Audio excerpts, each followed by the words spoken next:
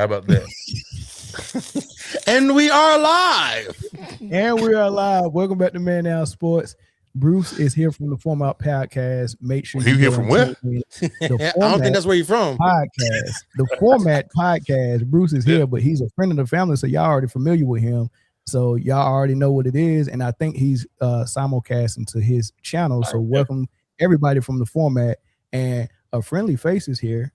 Someone y'all haven't seen in a while. Somebody y'all been asking for a long time.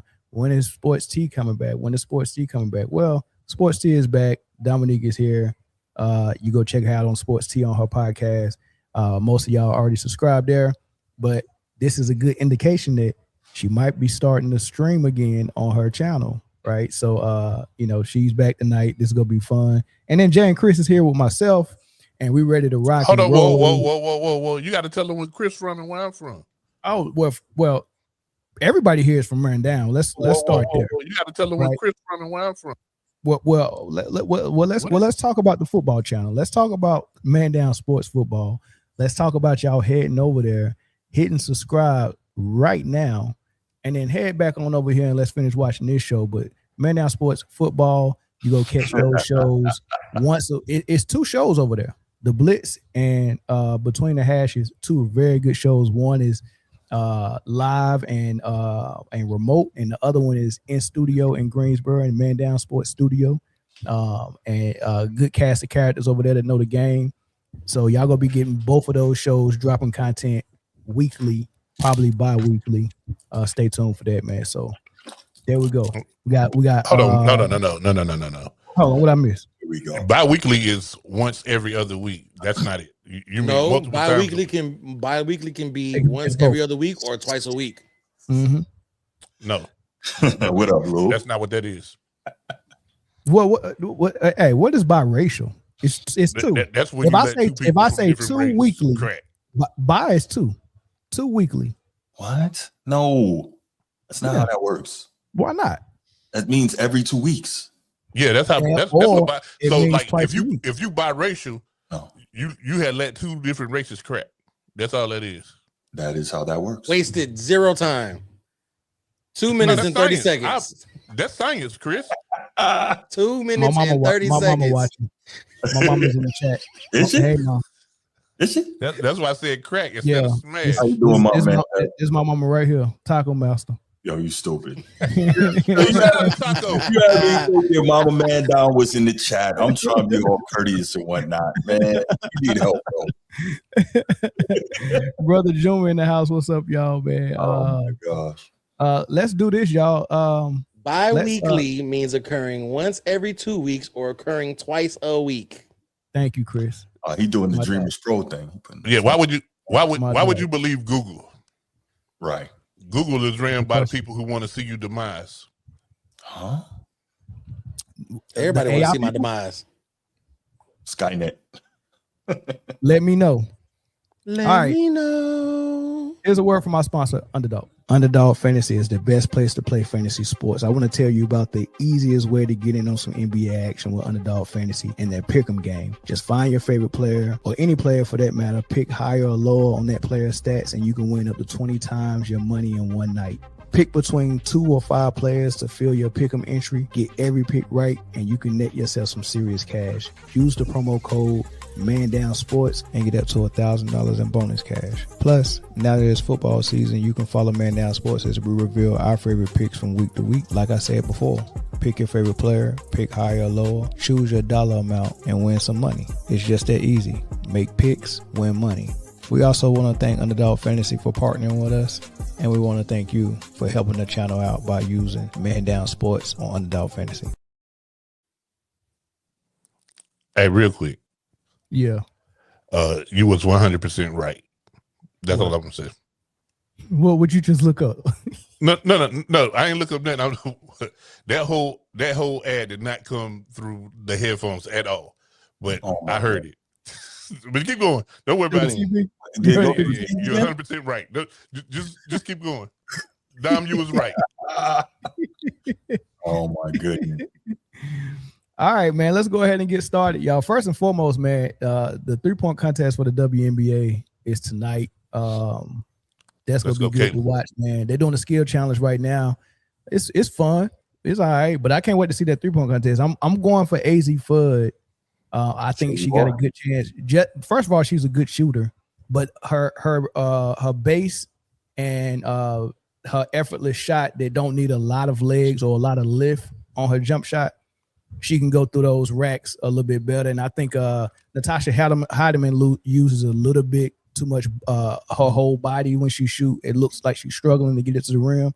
I don't even know why she's in the 3-point contest because she got a high percentage, but Ryan Howard is another person I think that might be favorite, and then Marina Mabry. Those are my three. President Obama said Clark going to win the 3-point shootout. Who that? No, I said President Obama said Caitlin Clark going to win the shootout. Not this year. I know. What's crazy is your favorites is half the contestants. Number one, I gave it top 3. But number 2, what you said was really profound. A lot of people think like the best shooter wins the 3-point contest. Now it has a lot to do with the way that you shoot, and if you're a rhythm shooter like that. But Fudd, she can go. She can shoot that thing. Nah, she can. It don't look like she really moving when she do it. So that's my top 3 right there. It's a video of her out. I think she was in a walking boot her senior year in high school, and she did the 3-point contest then in her walking boot and was destroying. Like that girl is cold. You wanted to say something, Dom? I think I like AZ Fudd for it too. I think also, her rookie season, I think it would be a great, thing for her to win. So I'm kind of rooting for her just because, she's going up against a lot of vets who don't really, besides the money, I don't think that they have necessarily a real reason to want to get their name up because of this contest. So I think that this does a lot for her, just her reputation in the W. I think it does a lot for just, her rookie season if she wins it. Yeah, for sure. All right, let's go ahead and get started, y'all. You know why we're here. You see the thumbnail. This is what my nephew, he just gave me this before we went live. I guess they're calling it Broncision Day. Really? So he made his Broncision today, and that Broncision was the Philadelphia 76ers, and he's going over there to join Joel Embiid, Tyrese Maxey, Jaylen Brown, and the second-year player VJ Edgecombe. That's gonna be crazy. Oh, and don't forget D Wade over there. Can't forget D Wade. Can't forget D Wade. What we not finna do is do that. That's what we not. Is D Wade not? You make sure you enunciate all the rest of the letters in that man's first name, so there's no confusion. Now listen, when Wade signed, I said that was going to be a real big signing. I really did. Y'all laughed me out the chat because of that. Hey, D Wade might have bought LeBron out there though. You know what I'm saying? LeBron, the King playing for free, almost. The King, man. Because if the King paying for tax money, if he playing for $4 million and that $4 million is gonna get taxed, and he's got to pay agents and then everything. So by the end of the day, he getting probably $1 million, and they claim he spends that on his body just to play. Yep. So he's literally playing for free for the love of the game. He playing for the love of the game, not the love of money or the love of Ray J. So this is wow. This is interesting, man. He going all in. I like it. I like it, man. I will say this. It was very surprising. I know they came out and said, Rich Paul that came out earlier and said the decision wasn't going to be motivated by money. And, I was like, this is LeBron we talking about. But when I seen that the deal came across for 2 years, $8 million, I was like, you know what? That's commendable. Is it? It's not commendable. He just couldn't get the money he was looking for. That's not commendable. If he wasn't getting the money he was looking for, he could have went anywhere else. He wasn't getting the money he was looking for anywhere though. Nobody was going to pay him the money he wanted. What was the money he wanted? In his career. Big money. What was what money? No, I'm saying big money. Because think about it, they said that he would not have accepted this deal from the Lakers, right? So you willing to take little dough from anybody but the Lakers? What? Because he felt disrespected by the Lakers because he's looking at the valuation of the Lakers since he's been there, he's looking at how much he's made them, and he felt like more appreciation should have been handed to him. He said he didn't feel appreciated. So yeah, that's just like that's just like breaking up with a dude or breaking up with a girl, and everything they've been asking you to do, you didn't do it, but then you go over here and do it to the for the other person. It happens. Yeah. No, listen, I kind of like the way that this whole choice, I ain't gonna call it a decision because Rich Paul told us not to. That was the most goofy shit I ever seen too. He kept saying, let's say choice instead of decision. Dude, those words are synonyms. They mean the same thing. But I was surprised, man, like no disrespect, but who would change California weather for Philadelphia weather? Like, that's just not a good lifestyle choice. Philadelphia got the same weather as Iraq. Gun smoke and dust. Wow. Yeah, most people. Yeah, Philly is it's a tough city. Like they love their sports, but they'll turn on their heroes in a heartbeat. Yes, they will. They are savages, and ask AJ Brown. Yeah. That's honestly that's what surprised me most probably about him going there is I didn't think he had the heart to deal with one of those northeastern cities in their media. Philly media is vicious, so we're gonna see. He's obsessed with being liked, and but he used because he's from Northeast Ohio, so he used to Northeast stuff. Yeah. Remember, this is not the same. When he left Cleveland the first time, they ripped down the Nike banner that was up there for as long as he was there. They was burning jerseys, and so it's not like he's not used to people turning on him. I think he's kind of grown accustomed to it. So if he doesn't produce here in Philly, it's just par for the course. Well, I got a question. Like, so, Mel, your definition of a super team is three superstars in their prime. Three proven superstars in their prime. Yeah. So this is clearly not a super team, but what would you call it? The Avengers. No, I'm gonna tell you what it gives me in a minute. But contender. Go ahead. I would call it a freaking contender for sure. It's not a super team though. No. Jaylen Brown is a superstar. Joel Embiid and LeBron are superstars, but they're both past their prime. Correct. And Maxey is on his way to trying to be a superstar. So they don't have three superstars in their prime for sure. I want Dominique to respond to Taco Master, and I also want to point out Taco Master because being a member for 26 months is some freaking heavy duty stuff. And look, as much as me and Taco, this is what I respect about Taco so much. He's been here for a long time. He's here every episode. He's in the comment section. He's gifted out numerous amount of memberships to other people, and he's been this consistently a member. He's while keeping two memberships. While keeping two memberships, on top of the fact of me and him been disagreeing for a year on every Caitlin Clark video I've ever done. He's in the comment section, and we're going back and forth. And that doesn't he don't take hard feelings, and neither do I. And just disappear from the channel because we don't agree on one thing. So I appreciate Taco Master for that. But he said Embiid is going to play 35% of the season. LeBron is going to play 73. That's an odd number, Taco, to 73. Let's say 75. Brown asking for a trade by the second month. Wow. 76 is only playoff team in the East that'll take him. Your comments on that, Sports T. Wow, I have to also just congratulate Taco for being a member for 26 months. I feel like it's probably been longer than that, and maybe this is like his second membership that you were looking at. But anyhow, we really appreciate you, Taco Master. I always do. I agree with you. So that I think the percentages are accurate.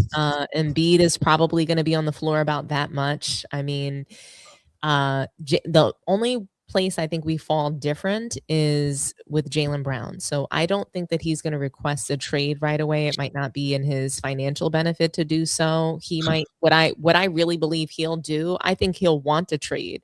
I think he'll behave passive aggressively, or maybe in fact aggressively. But what I think he'll do is he'll play really hard on court. He'll get his numbers up. He will become, sort of like a stat bully to, facilitate a trade so that he can get his trade value up.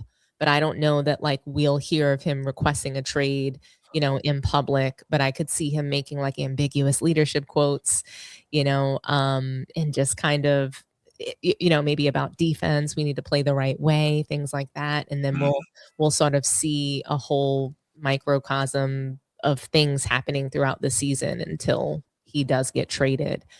Because I don't think that his leadership style, a real leader, somebody who really cares about people, I think his teammates, we won't see we're not going to see somebody who's been a real champion, a real finals MVP in the last, 3 seasons or so want to tolerate a 40-year-old, aging superstar, waning superstar, actually, that wants to be the number one option, wants to lead the team without actually being the leader, doing things like playing defense, leading by example. I don't think he will enjoy LeBron's tantrums on the court, controlling. I think Embiid will be out for 35% of the season because LeBron's camp will dictate that he should be out. So he's going to manage Embiid's load managing, and the rest of the team, just because he'll be able to kind of use Rich Paul's power in the players that he has against Bob Myers, other teams, the players on the team, etc. And then you'll have Tyrese Maxey, just kind of like the guy in the middle, the guy trying to be the peacemaker. So you don't think LeBron has? I think last year playing with Luka, maybe not the year Luka got traded, but I think last year playing with Luka, seeing him come off the ball, and also seeing how he performed in the playoffs against the Rockets, man, it was really, sometimes in the fourth quarter he would kind of run out of gas a little bit, but I really gained a lot of respect for LeBron in the playoffs last season, and seeing him play off the ball so much. I mean, he got on the ball a little bit more in the playoffs because there was no Luka or no Austin Rivers, but during the season he was off the ball playing like pretty much conventional 4-man. And I enjoyed it. I enjoyed seeing his post game. I enjoyed seeing him hit a couple of mid ranges. I enjoyed seeing him run the floor. I enjoyed it, man. Look, I'm here for these last 2 seasons of LeBron. I'm here for it. Like I'm all in. I'm all in on the King. I will not call out his goofiness unless it gets too goofy. I'm all in on the King. I'm following Philly. I'm rooting for Philly, and I'm rooting for LeBron, man. I like it. Honestly, like I'm just responding to Taco Master's percentage and just predicting, based on what he said. But, the basketball mind in me loves this trade. I think that LeBron would be great as a 4-man on the team. To me, that's a slot he fits perfectly in, or even sometimes playing center. That would be wonderful, right? The basketball side. But we just know that basketball is not what's going to be in the 76ers future for next season. We're going to see serial losing. We have Embiid on the team, serial loser. We have LeBron James, who in the last, I don't know, since however long it's been, he's been serial losing. And then we have, like I said, a really great player in their prime, Tyrese Maxey, 2 great players in their prime, Tyrese Maxey and Jaylen Brown, who are going to suffer the most. So there's going to be narratives about Brown and, his, they're just going to make narratives about him. They're going to make these, they're going to call Tyrese Maxey weak. He can't really be the leader. We're going to start to see, we'll see what the La Media does on ESPN. But the basketball truth of the matter is that we all should be happy about this trade. This should be a great trade. I just don't think what should ideally be happening, that's going to happen. LeBron, when you really take a look at last season, Mel, he could not play the right way if he was under 10 points in a game. He has to get his 10 points. So if he doesn't get his 10 points, we're going to see loads of things happening. And that's typically what we tend to see in the playoffs. So postseason comes around, that's when he gets the most frustrated. And he had no Luka and Austin Reeves. So of course he looked a lot better. If they were on the court with him, they would have been a first round exit. because LeBron would have looked so bad in their offense like he did all season when all three of them were together. I mean, it's like we're forgetting that Austin Reeves had to go out injured because they could not play together. I think they did play together pretty good during the season when they were all there. And if they did get put out in the first round by Houston with KD playing one game, it wouldn't have been because of LeBron. It would have been because having Luka, LeBron, and Reeves on the floor at the same time just wasn't going to be a net positive with their defense. And, that was the difference with having Marcus Smart being and doing what he was doing without having Reeves and Luka there. Marcus Smart really did a heck of a job. And you still got the same, almost similar scoring from Luke Kennard than we expect for Austin Reeves. So having Luke Kennard there still give you same type of scoring punch that Reeves give you, and then having Marcus Smart there shooting the lights out of the ball and playing lockdown defense. Hey, that actually worked good. I don't think LeBron was in the way at all. But go ahead, Bruce, your thoughts though. Mel, man, this whole thing is absurd, man. Honestly, he's giving us content though. He's giving us content. He definitely, yeah. I'm concerned though about whether or not, from all the talk, because he hears everything. He tried to act like he doesn't, but we know that he listens. He's got he's got ears like satellite dishes, right? So I'm curious to see if he's gonna be on some sort of revenge tour of his own this year. Instead of trying to fit in, is he gonna try to show that he's still that guy? And if he does, I think that's gonna be problematic for this Philly squad. Because we know Jaylen Brown is gonna be on a revenge tour. We know Maxey just does what he does. Edgecombe does what he does, but I'm curious to see how a guy like Jaylen Brown, because remember, Russell Westbrook has been calling out LeBron for being fake and all this. We know Jaylen Brown is a guy that, he says what he feels, right?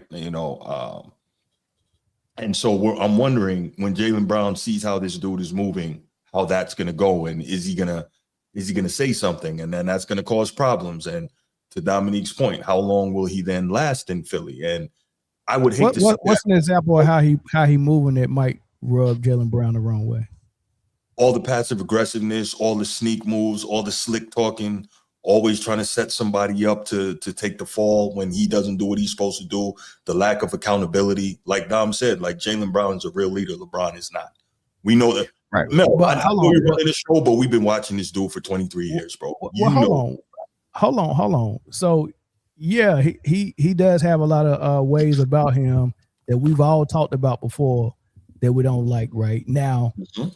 If the scenarios don't come up where he has to be that type of person, mm-hmm. and I don't think those scenarios will come up in this situation, because when you think about Kyrie leaving Cleveland and him being by himself with J.R. Smith and Kevin Love and not having his Robin with him, that's when kind of some of his bad traits come out. But when things was working well with LeBron and Cavs and Kyrie, I didn't hear much from LeBron. I didn't hear much from LeBron when things was going well in Miami.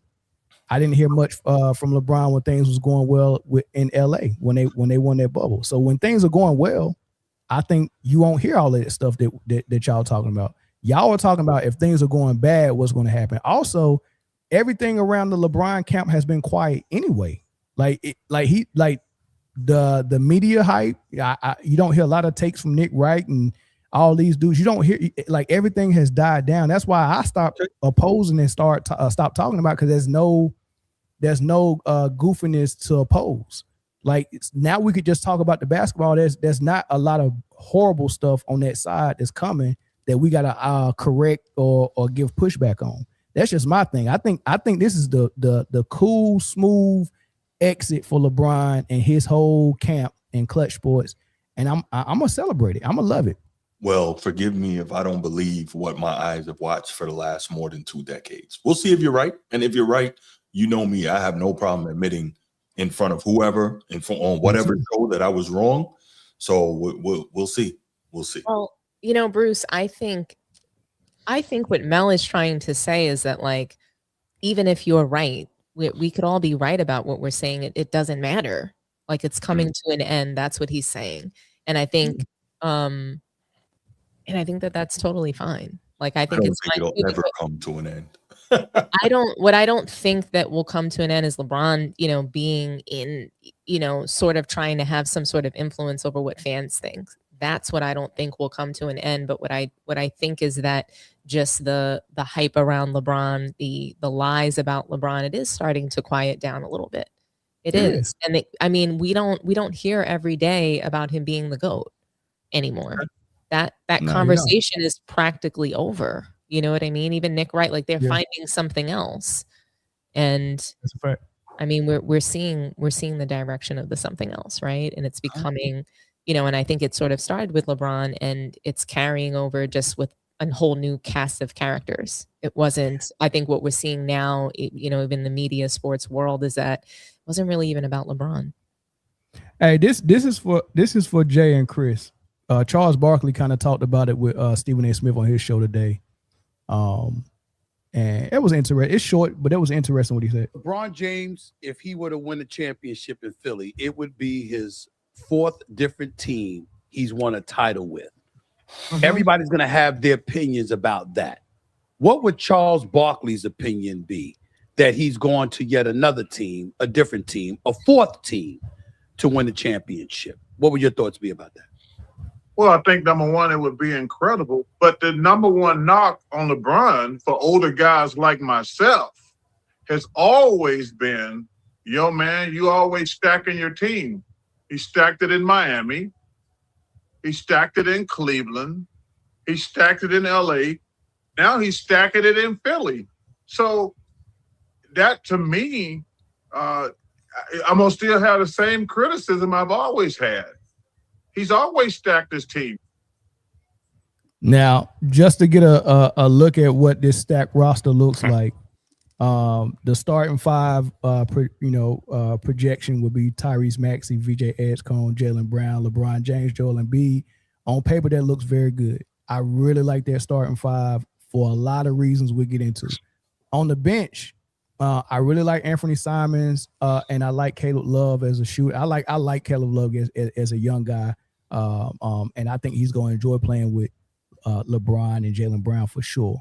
Justin Edwards and D Wade. I like D Wade, and then Bona is a good backup, and then you got the rookie Feline, who is lighting up summer league, but he might not get many minutes. I think Anthony Simons and Caleb Love got that on lock. But other than that, and I like Johnny Broome, but he hasn't got any, a lot of playing time yet. I think he was a rookie last year, and there is a rumor that Caldwell Pope is trying to secure a buyout from his team and join LeBron in Philly. And Dwight Howard has sent out his back signal to the Kings saying, I'm available. So that's the stat squad that Charles Barkley is talking about. Jay, your comments, your response. He stacked his team in Cleveland. He stacked his team in Miami. He stacked his team in LA. He stacked his team in Philly. Well, first of all, this is not his team in Philly. It's not his team. Is the team stacked? It looks good on paper. But if I had to drag Ilgauskas and all them boys to the finals when I first came to I'm taking the easy way the rest of the way too. You know what I'm saying? If I got to take Ilgauskas and Verjao and that roster wasn't current? Huh? Who said that roster wasn't current? Well, maybe some of those guys are not under contract right now, but definitely and I put that back. My bad, Jay. I didn't mean to. No. I didn't mean to cut you off. Don't forget where you was at, but let me see what's not current. Anthony Simons did just get signed. Caleb Love got signed.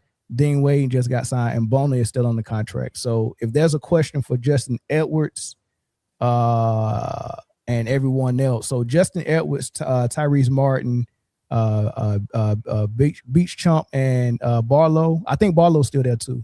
But it might be four guys on there might not be on the contract. What'd you call him? Beach Chump? Beach Champ. But I look. I'm just trying to say these names. You can call them what you want to. You won't call a number.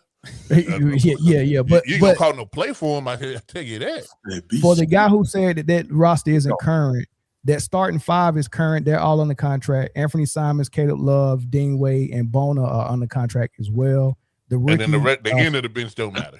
Yeah, and Phelan just got drafted, so he's under the contract. So it might be questions for about 4 guys. But yeah, thank you for pointing it out. My bad, Jay. Go ahead. No, you cool. So Charles Barkley is not wrong in a way, but I don't know if that's the knock on him. Like there's a lot of things you could knock, but stack his team, man, y'all let him. And he played in a league of in the league in a time of team stacking. I mean, you can say that about anybody who played in this era, that they've stacked their team everywhere they went. You know what I'm saying? So it doesn't really hold the weight that Charles thought it held, in my opinion. I don't think you can say that. Name a player. Kawhi Leonard. How did he stack the team in Toronto?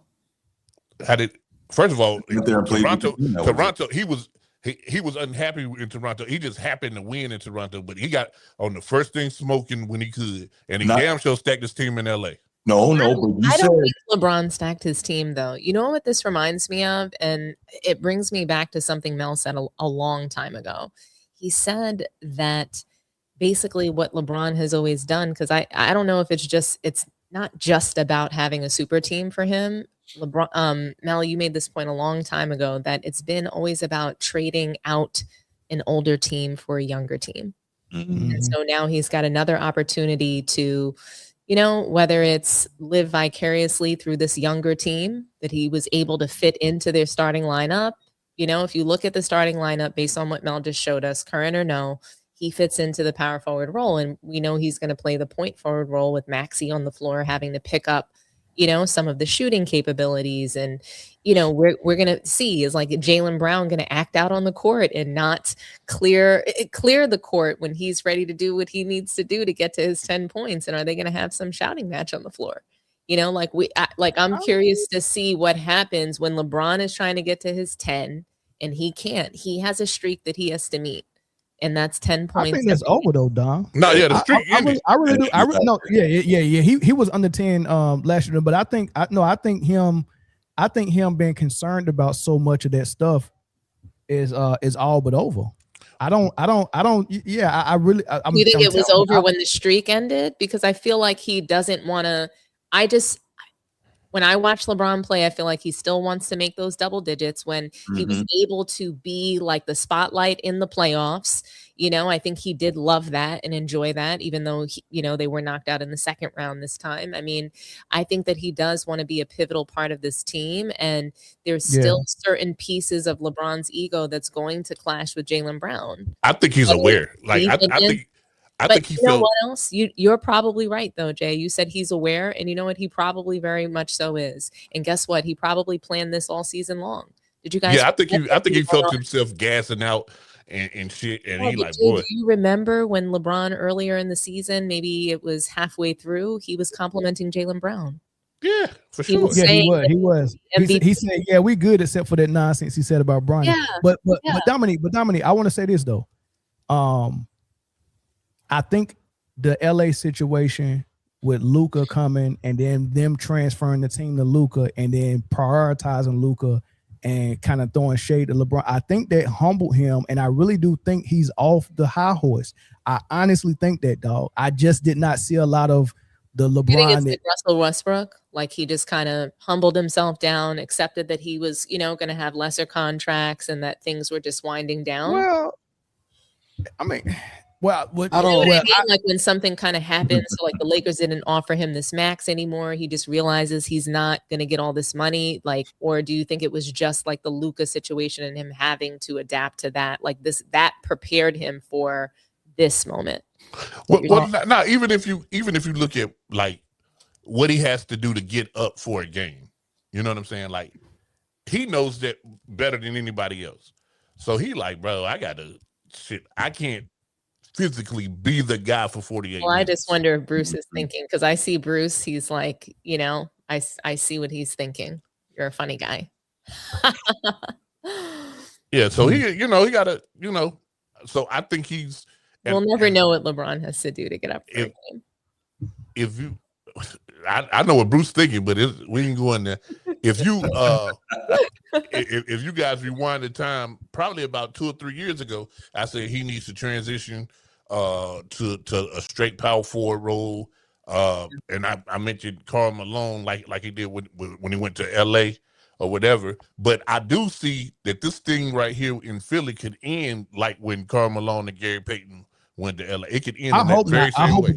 I hope it don't end in injuries, dog. I really don't, man, because it would have been really nice to see a healthy Karl Malone with that Lakers team. I mean, the whole team, like by the time they got toward the playoffs, like they was on fumes, bro. Like, you know what I'm saying? Like even the healthy players was like, I ain't never seen Kobe that tired from carrying all the load of everything. And Shaq was out of shape. Shaq, that's the year Shaq was 430. 430 pounds. And then he had the toe issue, and then him and Kobe's feud had got to a fever pitch. It was at its peak. I mean, it was just everything that could go wrong that year went wrong, and I hope this doesn't happen in Philly. But what I'm saying is that when you put that many, I'm not gonna say egos, personalities in one locker room, it can either work really well or work really horribly. And I don't even think, honestly, I don't think the problem will be with 23. I think the thing to watch is this Maxey team or is this Brown's team? Like that's the question I want to ask. That's the question I want to ask. And Chris, I want you to address that. You got Tyrese Maxey, who's the young guy who was an all-star last year. I think he made second or third team All NBA. He averaged 30. And since before Brown got there, it was Maxey, a rookie, and Embiid. And Embiid was always hurt. So obviously Maxey was the guy. That was his first year being, okay, this is your team. Then you bring in Brown. Now it's a question of, is it going to be Brown's or Maxey's? But the process is still there. Joel Embiid is still there. If he comes back healthy, Joel Embiid is better than both of them, and the only MVP on the team. So you got three guys. It could potentially have an issue, right, with whose team it is. And now you add LeBron, and Edgecombe coming too. Pause. Like he he wants a piece of that. For sure. And you know, now Brown went through this with Boston when Kyrie, Gordon Hayward, Jason Tatum, Marcus Smart, Terry Rozier, Al Horford, the Morris twins, all them people was there. They went through an issue like this, and I think Brown knows that, but then he just let it split him and Tatum up again, so maybe he don't know it. But my question is, do you think that's going to become an issue? I think it could if this season ends in failure, because this season automatically comes with extremely high expectations now, right? And I think that if the season doesn't go how at least everybody in that organization feels like it should, there's going to be a lot of finger pointing and playing the blame game. But I think what we have is the potential to have another 2017, 2018 Warriors team. I think that you know that there's somebody who's the de facto, this is their team. But at any given point, anybody can be the one, the guy. Sure. And I think that if they can keep egos aside, they can be very dangerous that way. At any point, it can be Maxey giving you 35. It can be JB giving you 35. Embiid, if he's healthy, can give you 35. LeBron might have a turn back the clock game and give you 35. Mm-hmm. VJ Edgecombe can have another coming out game. He dropped 35. It can go from any place. But the thing about that is they have to be able to manage. And I think I'm gonna have to agree with you a little bit, Mel. I think I see, and I hate this, and this tastes so bad, these words. But I think that we gonna see a different LeBron. I think LeBron is not going to try to be the one, the two, or the three. I think LeBron is fully embracing a point forward role. I think what we might see or is, not. He might just be out. Like he was off the ball all last year. I think power forward. I think he, a traditional four. Yeah, into the playoffs came where they needed him to get on the ball. I think if LeBron is smart, he embraces not having the ball completely, and if they need him down the stretch, he's the guy who's been to eight finals. He's the guy who has 4 rings. He's the guy that's a top 10 player at the worst, and at the best, maybe a top 3 player of all time. He's that guy, and it's nice to have that guy on your side if you need him in case of emergency. Break glass, right? So I'm good with that. I got a question. Go ahead. My bad, Jay. No, my question is this. I saw somebody mention it in the chat earlier, and I hadn't even thought about it even when we did our show earlier talking about this. But Nick Nurse really is a system guy, a real X's and O's guy. Mm-hmm. Is LeBron going to be able to handle having to play in a real system? That's the question.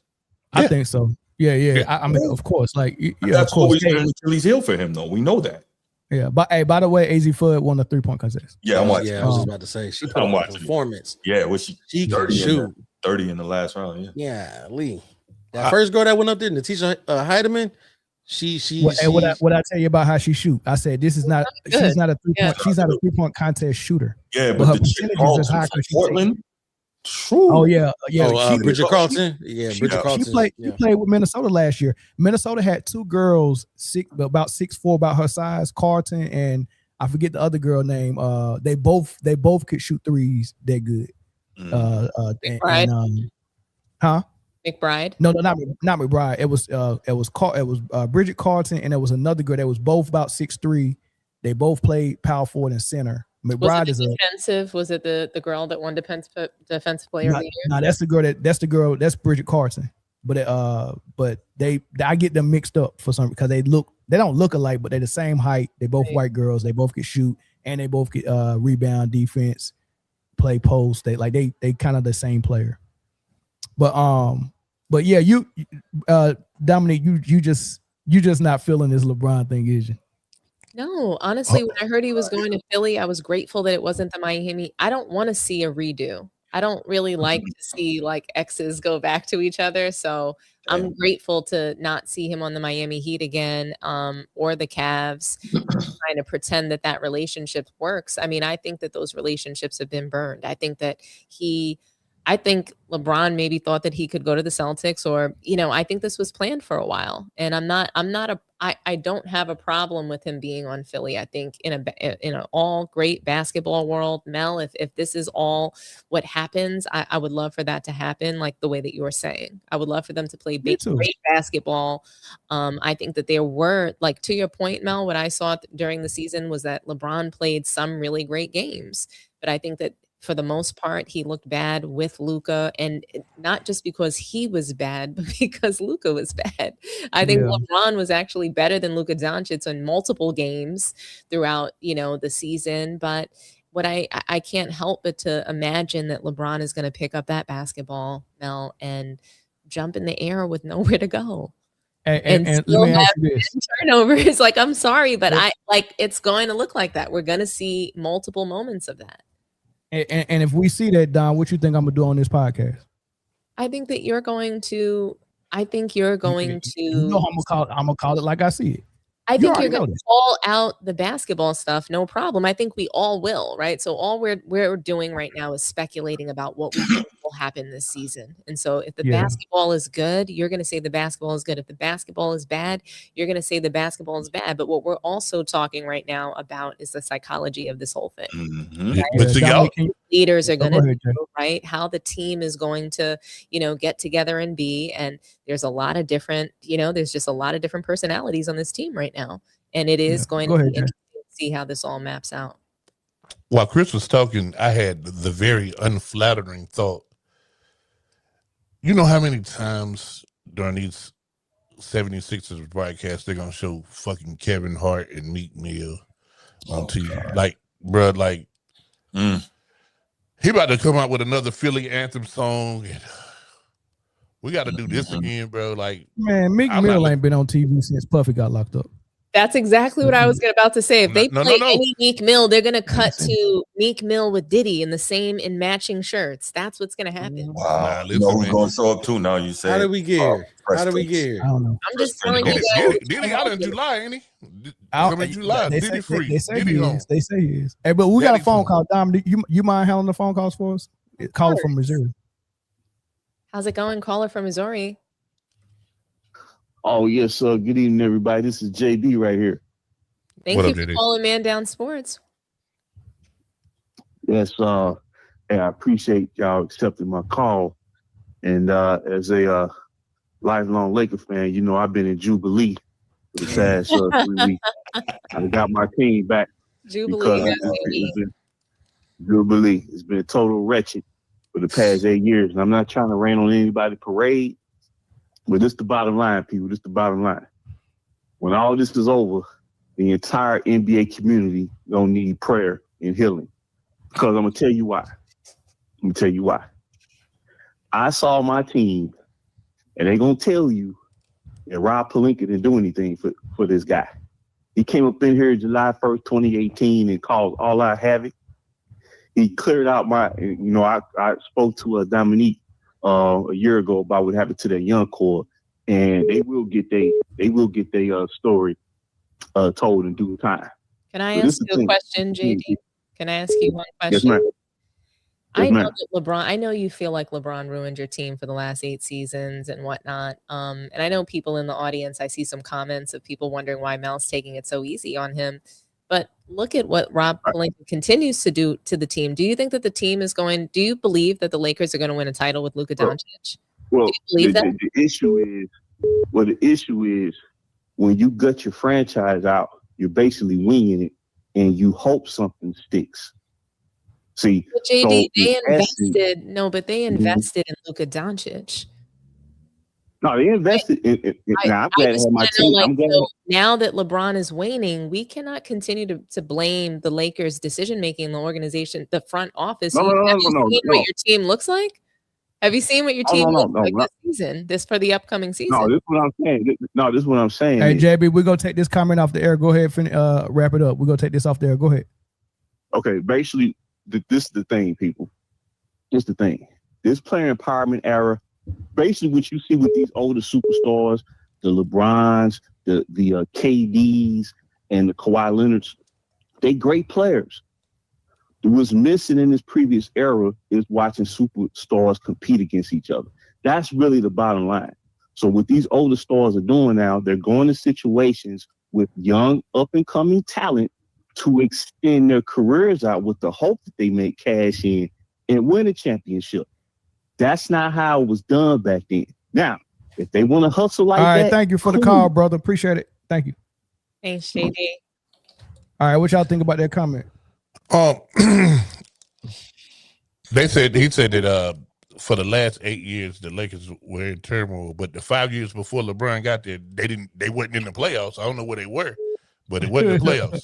But so, I think Lakers fans would rather be like we got to remember the whole story. Like the Lakers won shit for 5 years. LeBron got there, they were relevant again. He left them in a better place than what he found them. Can I ask you, Jay, why people say that the Lakers weren't relevant when they weren't winning? Do you think that winning is the only thing that makes a team relevant? Because their winning history is what makes them relevant, right? Because they haven't won. So you're saying 5 years they didn't win before LeBron, and they spent more time losing with LeBron. So I get it. He brought them a title, but we can't say, oh, the 5 years before he came, they sucked. What about the last 8 years? They sucked. It was really bad. They were a playoff. They were a playoff and championship team in the last 8 years. The Lakers before then, they were cellar dwellers. Fans would have taken Kobe Bryant and the middling seasons that he had over this stuff that was going on with LeBron and the bubble ring. I'm just saying that sounds like what the JD was saying, and what Lakers again. It's easy to have it that way when you're saying, "Hey, I don't like this player, so whatever he does is not going to be good enough." But you said for 5 years they weren't good. But for the last 6 years, they weren't good. They were worse for longer than they were bad. If you ask any fan of any fan base, hey, if you get one championship in an 8-year period, and you haven't had a championship. He had 2 championships in an 8-year period. So you talked about 5, but what about the 5 years? That's all he was talking about, though. That's all he was talking about was he said the 5 years before LeBron got there. But look, let me read these super chats really quick. $2 super chat from Adidas 20. Can James play without using his 4-play system? I mean, I think we've seen him do that with the Lakers last year. $5 super chat from John Wayne. Excellent point about LeBron playing within an offense. The question is, when it doesn't work, will Nurse send Embiid to the corner and play Bron ball? Like these are the type of things I would have been saying 2 years ago and beyond. I seen him come off the ball last year. I got to be fair to him. He showed that he could do it, and he showed he could still be effective while doing it. And he was more effective than Luka and Austin Reeves was to be. It would have never worked if LeBron would have not did what he did last season. Man, I got to give him some type of credit. But we got a caller from Texas, Dominique. Hey, caller from Texas. Hey, thanks for calling Dom. in Down Sports. How's it going? Who do we have on the line? Good, Don. You know who this is, Funky Town. Hey, Funky Town. How's it going? Happy Hey, Friday. hey. All right. I need somebody to check and see if Mel can blink 3 times, see what the hell happened to him. Because he act like he's been held hostage by Clutch Sports or something. I think everybody. I don't know what in the world's going on. I think you need to give Mel a break. I don't think there's anything wrong with him. I just think he got told Kool-Aid us, stains and all kinds of stuff. he told us what's going on with him. He just doesn't want to focus on the body negativity snatcher, around LeBron. something. He wants to believe in, in this ending. So he wants him to end. He wants LeBron's career. I want to believe in unicorns. And he wants to be part of that positivity. And there's nothing wrong with that. I don't think there's anything wrong. Yeah, well, I'll just say it this way. I've seen no evidence of this ever happening in the past 23 years. And as far as everybody keep talking about he can do all this, that, and the other, playing power forward. You got to play defense on power forward, right? Mm-hmm. Well, not in this. That means no. Funky Town. That's why he fits. I'm gonna tell you this. They're gonna do. They're gonna be. They're gonna the power forward role because power forwards right now in the league, the climate around that position is that they're playing very lazy defense. So that's why he fits into the starting lineup as a forward. That's I think from a basketball perspective, they are going to target him just like they targeted Luka. He is their weak link. That's who the offensive. If anybody with any confidence is going right at him. Than Luka Doncic. They're going to run him up and down the court. Say again. LeBron is better than Luka Doncic. To Mel's point, he was. I'm not saying I'm not saying he's not. He was the better player on the Lakers team. He is better than Luka Doncic, and he can play better defense than Luka Doncic right now. Let me say this. Let me say this, Funky Town. Like I understand. Look, we all know LeBron has been taking his breaks on defense for several years. We know that. Yeah. Here's the thing. Double digits. Yeah, but every team. First of all, LeBron is he's still a capable defender. Like why he still has his athleticism, his speed. He's still a capable defender. Now, his choice to defend at a high level is not always yes. The choice is not always yes. Let's do it. But I think he can lock in and do it. Here's the thing.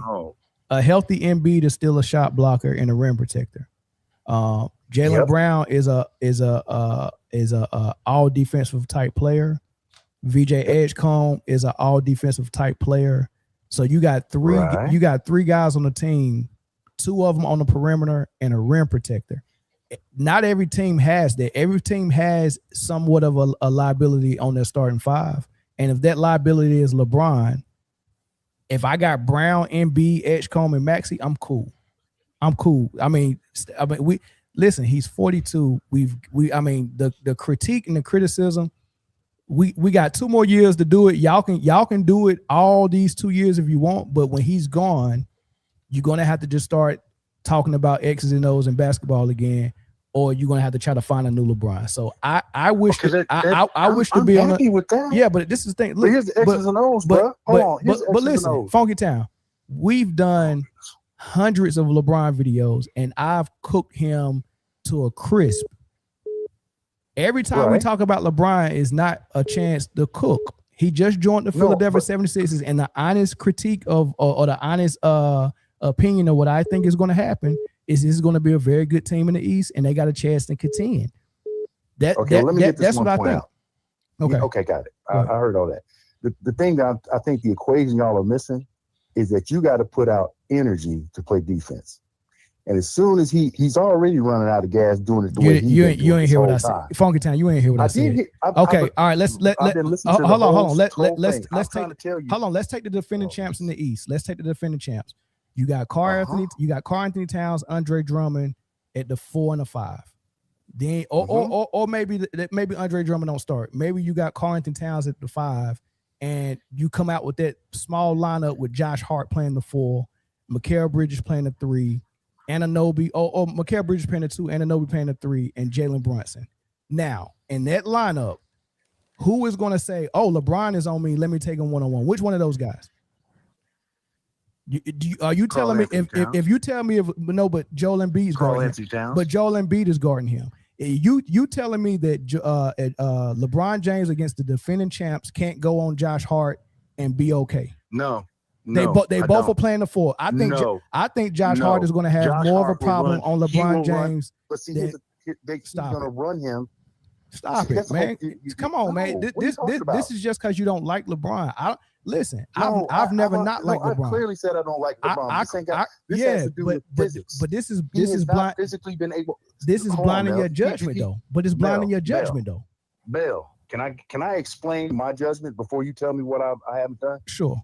What I said is, if he has been this whole time give the last 3 years, been playing on reserve mode this whole time, and he's running out of gas now, you telling me when he's having to go against faster, stronger, younger players that are looking for him to be the problem, you telling me all of a sudden he's going to have this unaided assistance to be able to keep up and stay on the court, number one? And what situation? In what situation? Hold on. You mean move your feet like somebody's gonna give Josh Hart the ball and say clear out? No, if he has to if he's gonna have somebody putting their back to him, he can't do anything about that. I'm talking about Josh Hart. Is Josh Hart going to post him up? Is Josh Hart going to post him up? No, but he won't be the one posting him up. Listen, they're playing the same position. If they're on the floor together and they put their best 5 out, it's going to be Mikal Bridges, Josh Hart, OG, Karl Anthony Towns, and Brunson. And LeBron is going to be out there with Embiid, Jaylen Brown. Let's say this. Let's say they trust Maxey to guard Jalen Brunson. Now I think Maxey is a little bit thin for Brunson. Brunson, can kind of bully a little bit, but let's say that's the matchup. Maxey on Brunson. Okay. All right. Yeah. Let's say, or let's bump that. Let's put the pressure on Brunson. Let's put Jaylen Brown on Brunson and say, we're not doubling. I want you to stop Jalen Brunson. And now we got Maxey on. Maybe you might put him on Mikal Bridges, right? Let's see if y'all go post up 15 times and exploit that mismatch with Mikal. All right. Then you got who else in the starting lineup? You got Jaylen Brown, Max. VJ Edgecombe. You got VJ Edgecombe. You might put him on maybe Josh Hart. And then you got Embiid guarding Karl Anthony Towns. And I say, LeBron James, you got to stay with OG. You telling me LeBron's going to have problems? With OG? Sure. Hell yes. Okay. Well, we'll see. That settles it. We're going to find out. What I'm saying is it's energy. It's limited. You cannot sit here and tell me that all of a sudden this guy is going to be able to keep out there for 25 minutes a game at a higher rate than what he's been dealing with, and he's going to put out. He's going to give you more defensive. Did you see him against the Rockets? Who exploited him against the Rockets? Against the who? The Rockets. Against the who? Who exploited him against the Rockets? He had the ball in his hands. I'm just asking on defense. Who exploited him against the Rockets? Just a question. Who exploited him against the Rockets? Who? What player exploited LeBron against the Rockets in the 4-1 series that they won? Who exploited them? Who looked like the best player on the floor against the Rockets? Who was the best player on the floor against the Rockets in the LA Rockets series? They all played like ass as far as I'm concerned. Who was the best player on the floor?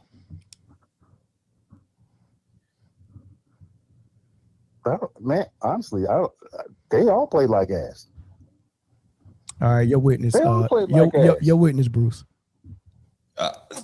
Look, man, you already know my take on this thing. I'm somewhere between. I'm somewhere in the middle of your opinion and his opinion. Let me say that better. Look, I get what you're trying to say, Mel. I get what Funky trying to say too. This is making my brain boil, man. I don't even know how to handle this anymore. It's just at this point, I'm with you, Mel. We'll see. It's that simple to me. We'll see. We all gonna see. Yeah. Everybody in the comment section saying Rockets was missing players. That's not the question I asked. And also, I wanna just go back and remember were the Lakers missing Luka and Austin Reeves? Yeah. Y'all gotta stop, man. You said the Rockets was missing players. The Lakers was missing players. That's besides the point. He went to be in point that's forward. That's besides the point, right? Who was the best? What young player was it split? Because what Funky Town said is he's too old and he can't play defense and he can't stick with these young guys. Okay, you saw what OG just did. There were young guys on the Rockets. Jabari Smith Jr., Reed Shepherd, the Thompson twin. They're very young. Which one was making LeBron look like he needed to retire because he couldn't play defense? Which one? That question is for the panel, the comment section. None of them. None of them, Mel. But we also know that in that situation, the way the defensive scheme was written up or drawn up with JJ Redick, you know he drew that up to protect LeBron and hide him. Come on, don't. And guess what? And guess what? How easy is it gonna be to do the same thing with this team with Jalen? What defender other than Marcus Smart, and you might consider Ruri, two really good defenders, but they had Luke Kennard and DeAndre Ayton, who's the laziest athletic guy I've ever seen in my life. Yeah, he is late, and that was what he was working with. Luke Kennard, Jake from State Farm, DeAndre Ayton, Marcus Smart, and Rui Hachimura. That's what he was working with. And JJ Redick hit LeBron on defense, and now he's going to go play with Edgecombe, a rim protector like Joel Embiid and Jaylen Brown, and we having concerns about his defense. Well, I think this is a non-topic. I don't know if Embiid is still, the rim protector. Wait a minute. Did you just say defense is a non-topic, Bill? On this squad next year? I know you got snatched. Yes. On this squad next year, defense is not my main concern for LeBron James personally. No. Okay. All right. Thanks for the call, Funky Town, though. You got it. Love you, bro. Caller from Illinois. Yeah, Mel. How you just ran from the New York lineup was funny. But anyway, we're going to talk about, does he have a no trade clause? Oh, no, I ain't seen his contract. Okay, that's number one. Number two, where's Bree? I guess she has something else to do. Yeah, she did. Now we're going to talk about Dom. Dom, you said LeBron got younger players. When he first came to LA, didn't he get rid of all the younger players? Yeah, he did. And since he's in LA, what younger players did he go get? No, that wasn't Dom's take. That was my take. So he went and got Anthony. Oh, but she said no. Hold on. Right? Hold on, but you asked me a question, so I want to answer it. So Anthony Davis was younger, so he was a younger superstar. Kyrie Irving was a younger superstar. That was the take that Mel made, and I am agreeing with that this just, to me, it's not just about him signing up for a super team. It's about him being able to extend his career. Another player, mentioned that it's about him being able to set himself up for more titles and to have the best team. Yes, but it's not just about super. It was, if you take a look at the history, he traded out. Super. He said older against younger. I'm just explaining what I said. So yes, every single time he went to a different team, he was with a younger superstar, younger than him. And to be fair, the people that he got rid of that was in LA when he got there, have they won since he got rid of them? Yeah, let's ask a question, Jay. All these players he got rid of, none of them have won. But you got to give a team a chance to gel before you just throw them away. Man, listen. Now, in Philly, Hold on, bro. I can look Right at shit, but I don't need for it to start smelling before I know it's shit. Right now in Philly, you have Maxey who likes to run. BJ just learned how to play with Maxey. Now you throwing in Brown. Now you bringing in the circus. Y'all want it to be a circus so bad. Hey, how about how about this? The fanboys, how about this? How about this? Everything else gonna make it a circus. But you want it to be a circus, but what if it's not? No, how many times it hasn't happened? I mean, probably all the times that he won. He won. He won 42 before. The 4 times he won. The 4 times he won. The 4 times he won? Yeah, sure. At least. And then at least take it back a year or two. You used to clown the 4 times he won. But let me ask you this. All of a sudden you changed. Let me ask you this. Do you want it not to be a circus? Like all I'm saying is no. That's a real question. No. I'm gonna answer it. You don't get to avoid. No, you got to ask from a direct. You don't get to avoid questions. All right, we trying to run a show here. We trying to do something. Okay. So you can't run from questions. Do you want it not to be a circus? I would love for it not to be a circus. All right, stop there. Well, listen, we are part of the people who enjoy the circus by talking about the circus. So if you don't want it to be a circus, let's just see what's gonna happen. If it becomes if it becomes a circus, then we'll talk about it and be like, oh, well, shoot, everybody that said it was gonna be a circus is right. But right now, he just signed with them today. Right now, we can at least talk about the possibilities. And hey, look, man, from a basketball standpoint, could this work? And I'm telling you the ways it could work. We already know about the ways it could be disastrous. People could get hurt. A circus could derail everything. It might not gel. We all already know about that. But right now, I'm enjoying the fact that this is must-see TV. I want to see it. I wanted to see it before LeBron joined. It's Jaylen Brown, Embiid, and Maxey and Edge come. I wanted to see it too. Okay, so now you got so much goodness. You got so much goodness around LeBron that he don't have to be the story. Like this is one of the first. He got to be the story.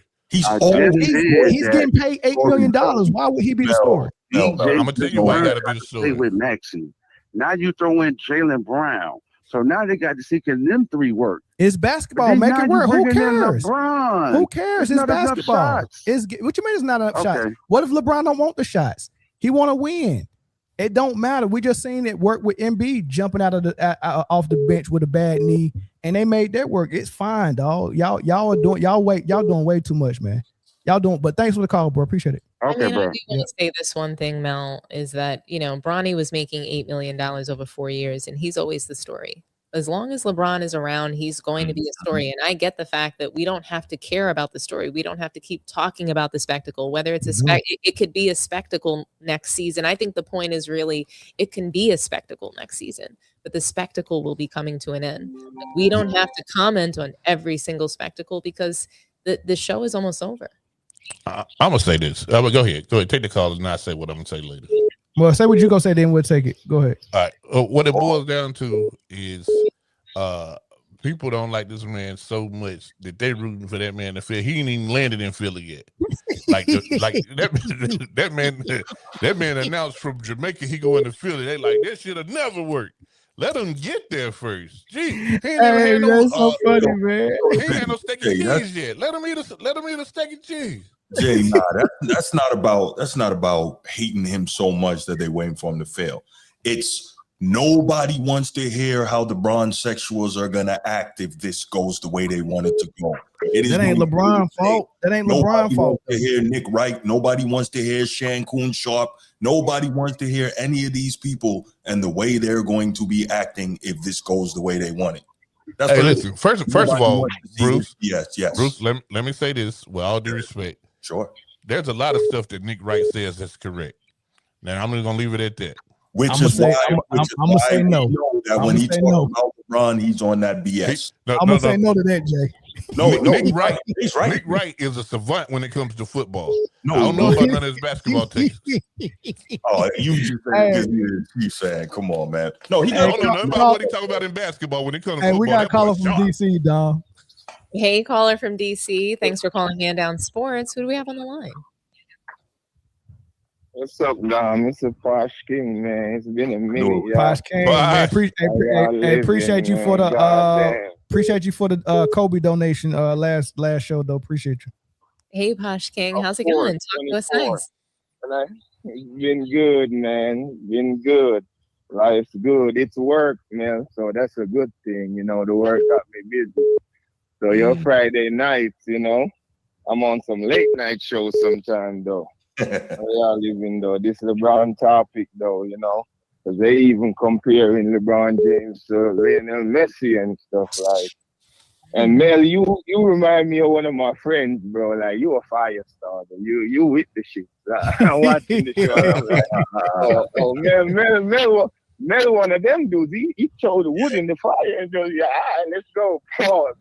You know, but yeah, man.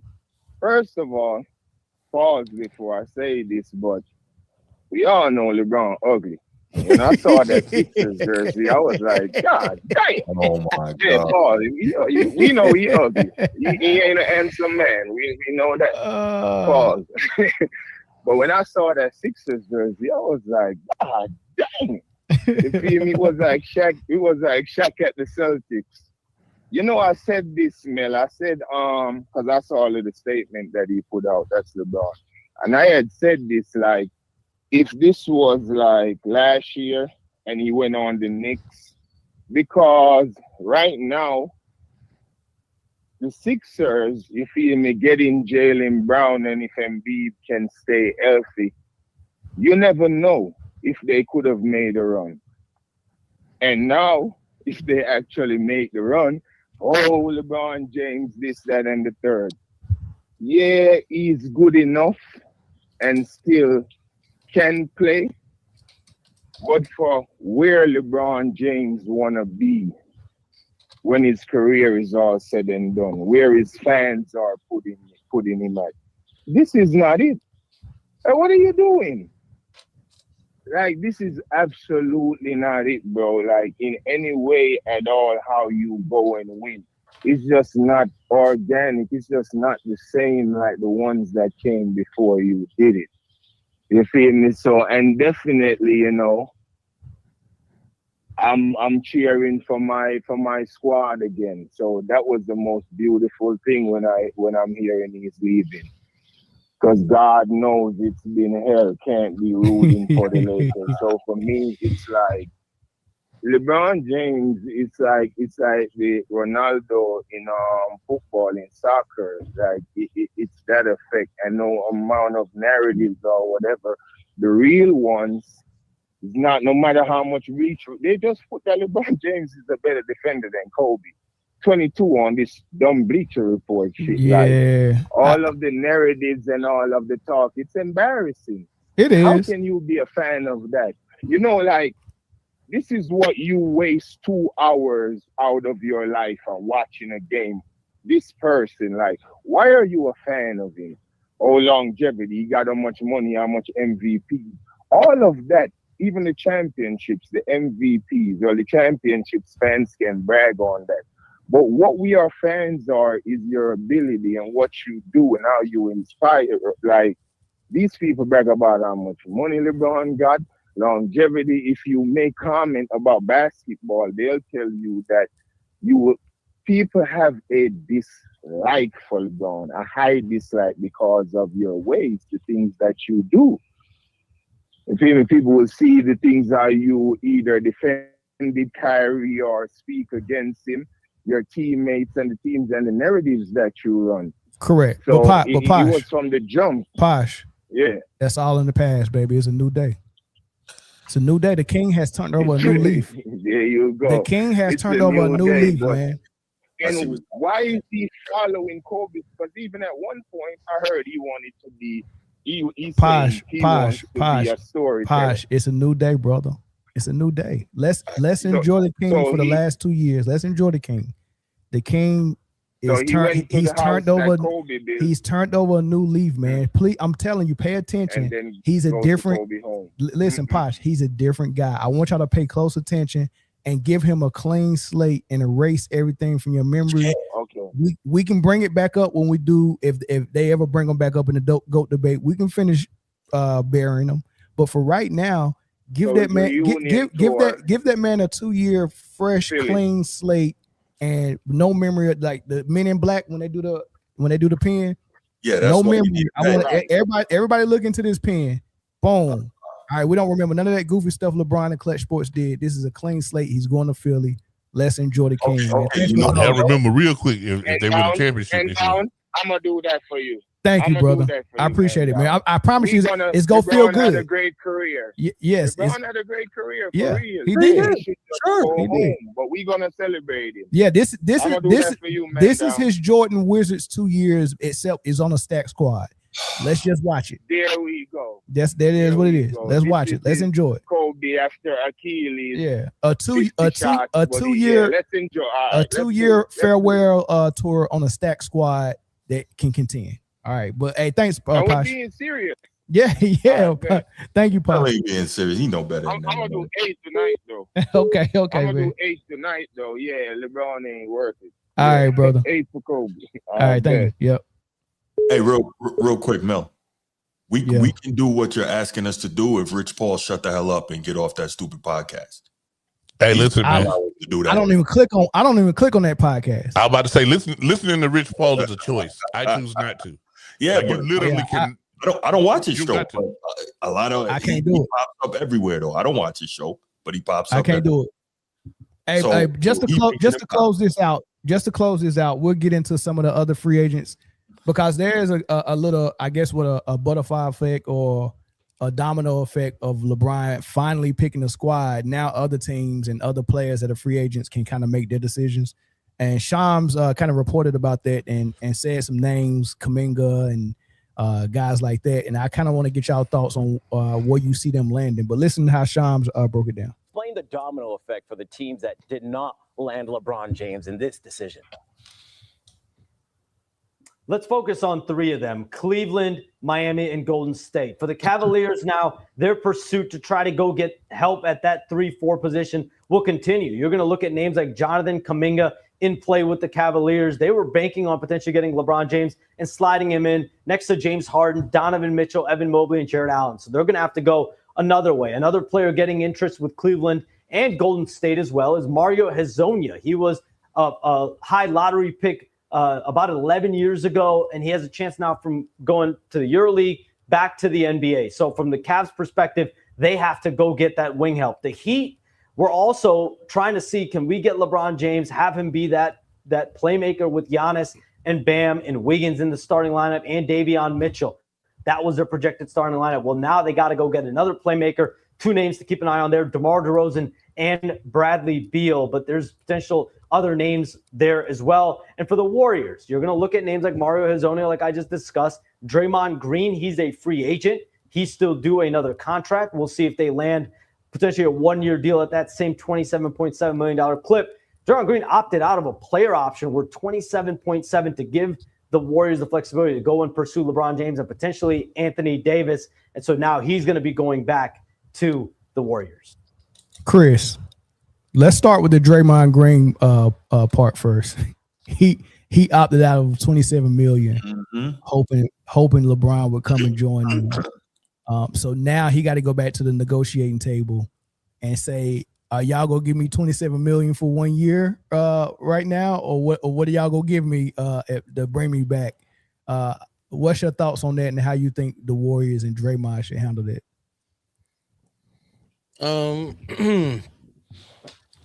I can respect Draymond trying to make the selfless act of, freeing up some cash to go get LeBron, and then y'all bring me back, and then we do this, however. But that motherfucker stupid. He just played himself out of spot. That nigga will not be in the Warriors jersey come this season. He probably will, just for a lot less. And to be honest with you, he might go take the vet minimum and follow LeBron to Philly. To be honest with you, the talks are going to start out really, really bad here in Golden State. I think that Draymond doing what he did made it a lot easier for Golden State. Draymond had the gun to Golden State head this whole time. From the $100 million contract all the way through, you know what I'm saying? He didn't have the gun to the head the whole time. they couldn't really maneuver. It was like, hey, you know what? Listen, we gonna go pursue LeBron. He's leaving. Oh yeah, my guy that got me that $100 million contract. Yeah, I'll give up whatever for him to get here. Cool. I'm gonna opt out. I'll be unrestricted. Now they didn't change your code to the facility. Bye-bye. Draymond Green will not be in the Warriors jersey. Wow. Book it. I think it's time. I mean, if they could have got LeBron, then maybe they would have worked something out to bring him back. But no LeBron kind of, in my eyes, closes the book on that old guard. There's no more Clay. Draymond is old and irritable to us, everybody else in the league. Steph can't continue to just shoot lights out for the entire season. He can't even play an entire season. He missed the 65 game threshold last year. So he can't continue to, and y'all traded away the young core because again, Draymond had the gun to y'all head. Sad. I think anybody else got something different than that or something to add? He'll be back, but that's the 23 y'all ought to be upset with. Why? Because he's the Kirk Cousins in the NBA. Like I'm talking about getting money for nothing. I'm talking about getting money for Nathan. That been like, name a time where you just said, man, that Draymond Green really showed up last night. I mean, it's been times. I mean, he can hoop. It's just, it's just like, hold on. I gotta go look up his career high. I gotta go do it. Hold on. Time out. Can hoop. Cool. We'll give you that. But he has the attitude of, I am that guy. Yeah, he do. And that's a little more than can hoop. Like he really in his mind when he goes to sleep, it's him, Steph, and Kerr, the big three. And he's the least of the three. Right. So did y'all hear that Klay Thompson was asked if he would return to Golden State? And he said that, obviously he don't have much time left in his career and on his deal, but he would be open to it if possible to finish things out. So of course he would. Real quick. Fun fact: Draymond has crossed the 30-point threshold a whopping 3 times in his career. Wow! And 2 of them was in the playoffs. In this era, that's crazy. I think we remember those performances that he had. Like I remember those really stunning performances that he had in that series that they lost. And one of them was Game 7 in 2016. Yeah. He dropped 32 really well. Yeah, he was going off, and they went completely away from him in the second half. I can't figure out what that was about, but because ain't no way in hell you thought Draymond Green was going to be the reason why we won this game. They said we'd rather lose than to give him more ammo. Look, if he was going to work, man, forget that. Got to win. However it has to happen. He's 100% right. No, they went to halftime and was like, "Damn, this motherfucker might win Finals MVP." Nah, we can't have that. Again. Steph was probably like, "Not again." You thought KD was not again. You thought Curry was crying when KD was about to win Finals MVP. He'd have tore that locker room party. We lost it to Draymond Green. He already lost it to Iguodala. Like how many plays do we lose to? Terrible. I wouldn't care. I'm just trying to win. Nah, man, hell with that.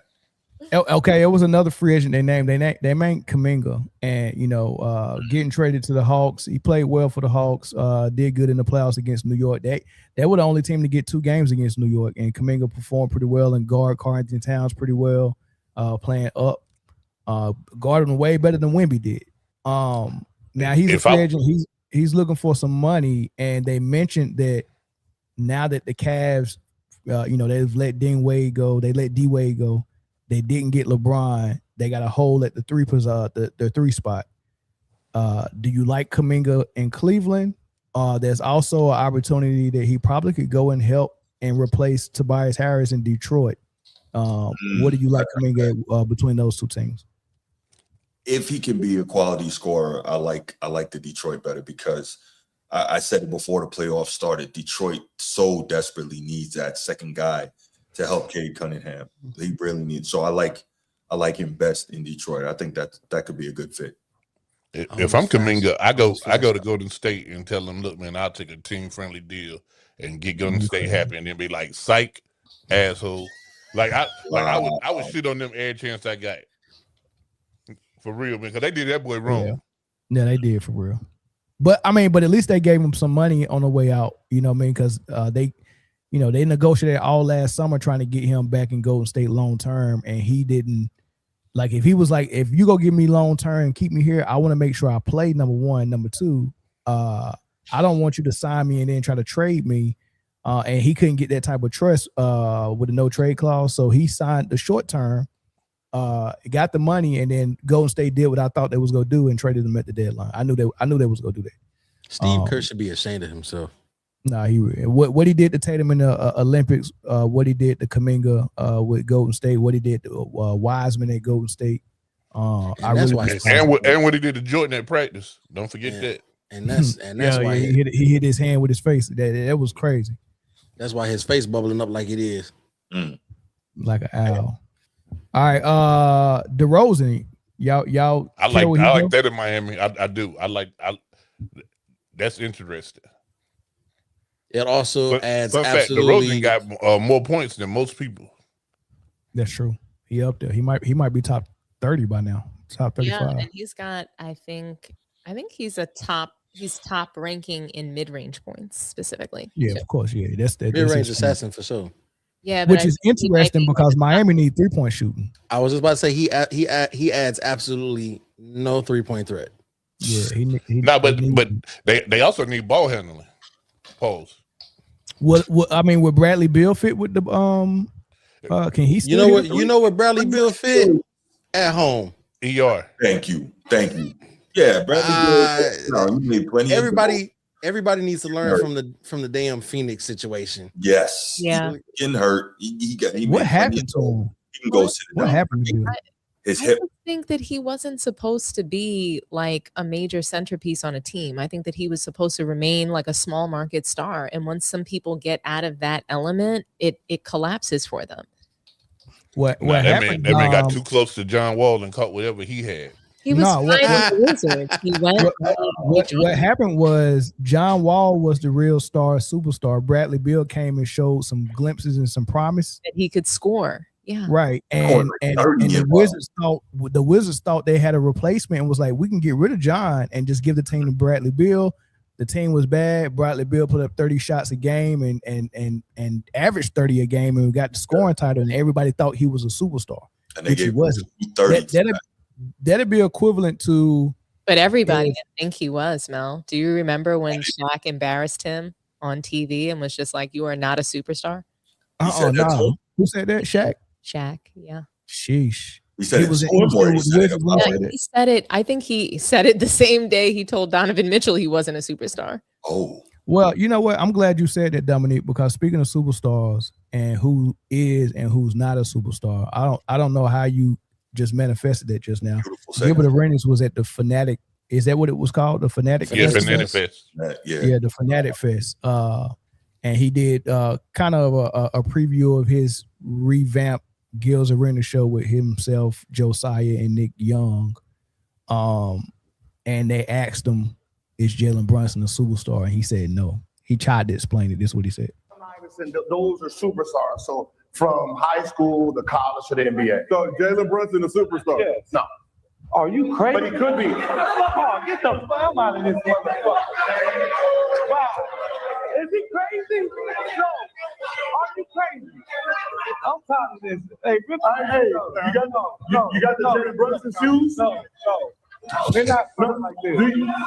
They're not starting. No, I'm saying, did you go get the new Jalen Brunson shoes? No, but I'm saying, did you get the new? He don't have them, right? Yes, they do. Yes, they do. No, everybody got them Brunson coats. Yeah, you got I heard you say it again. They got the what?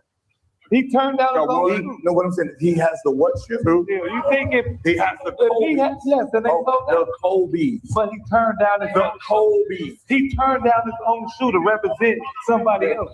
What I'm saying is a superstar. He got a whole city, the whole city of New York. Just like Curry, right? Just like Curry.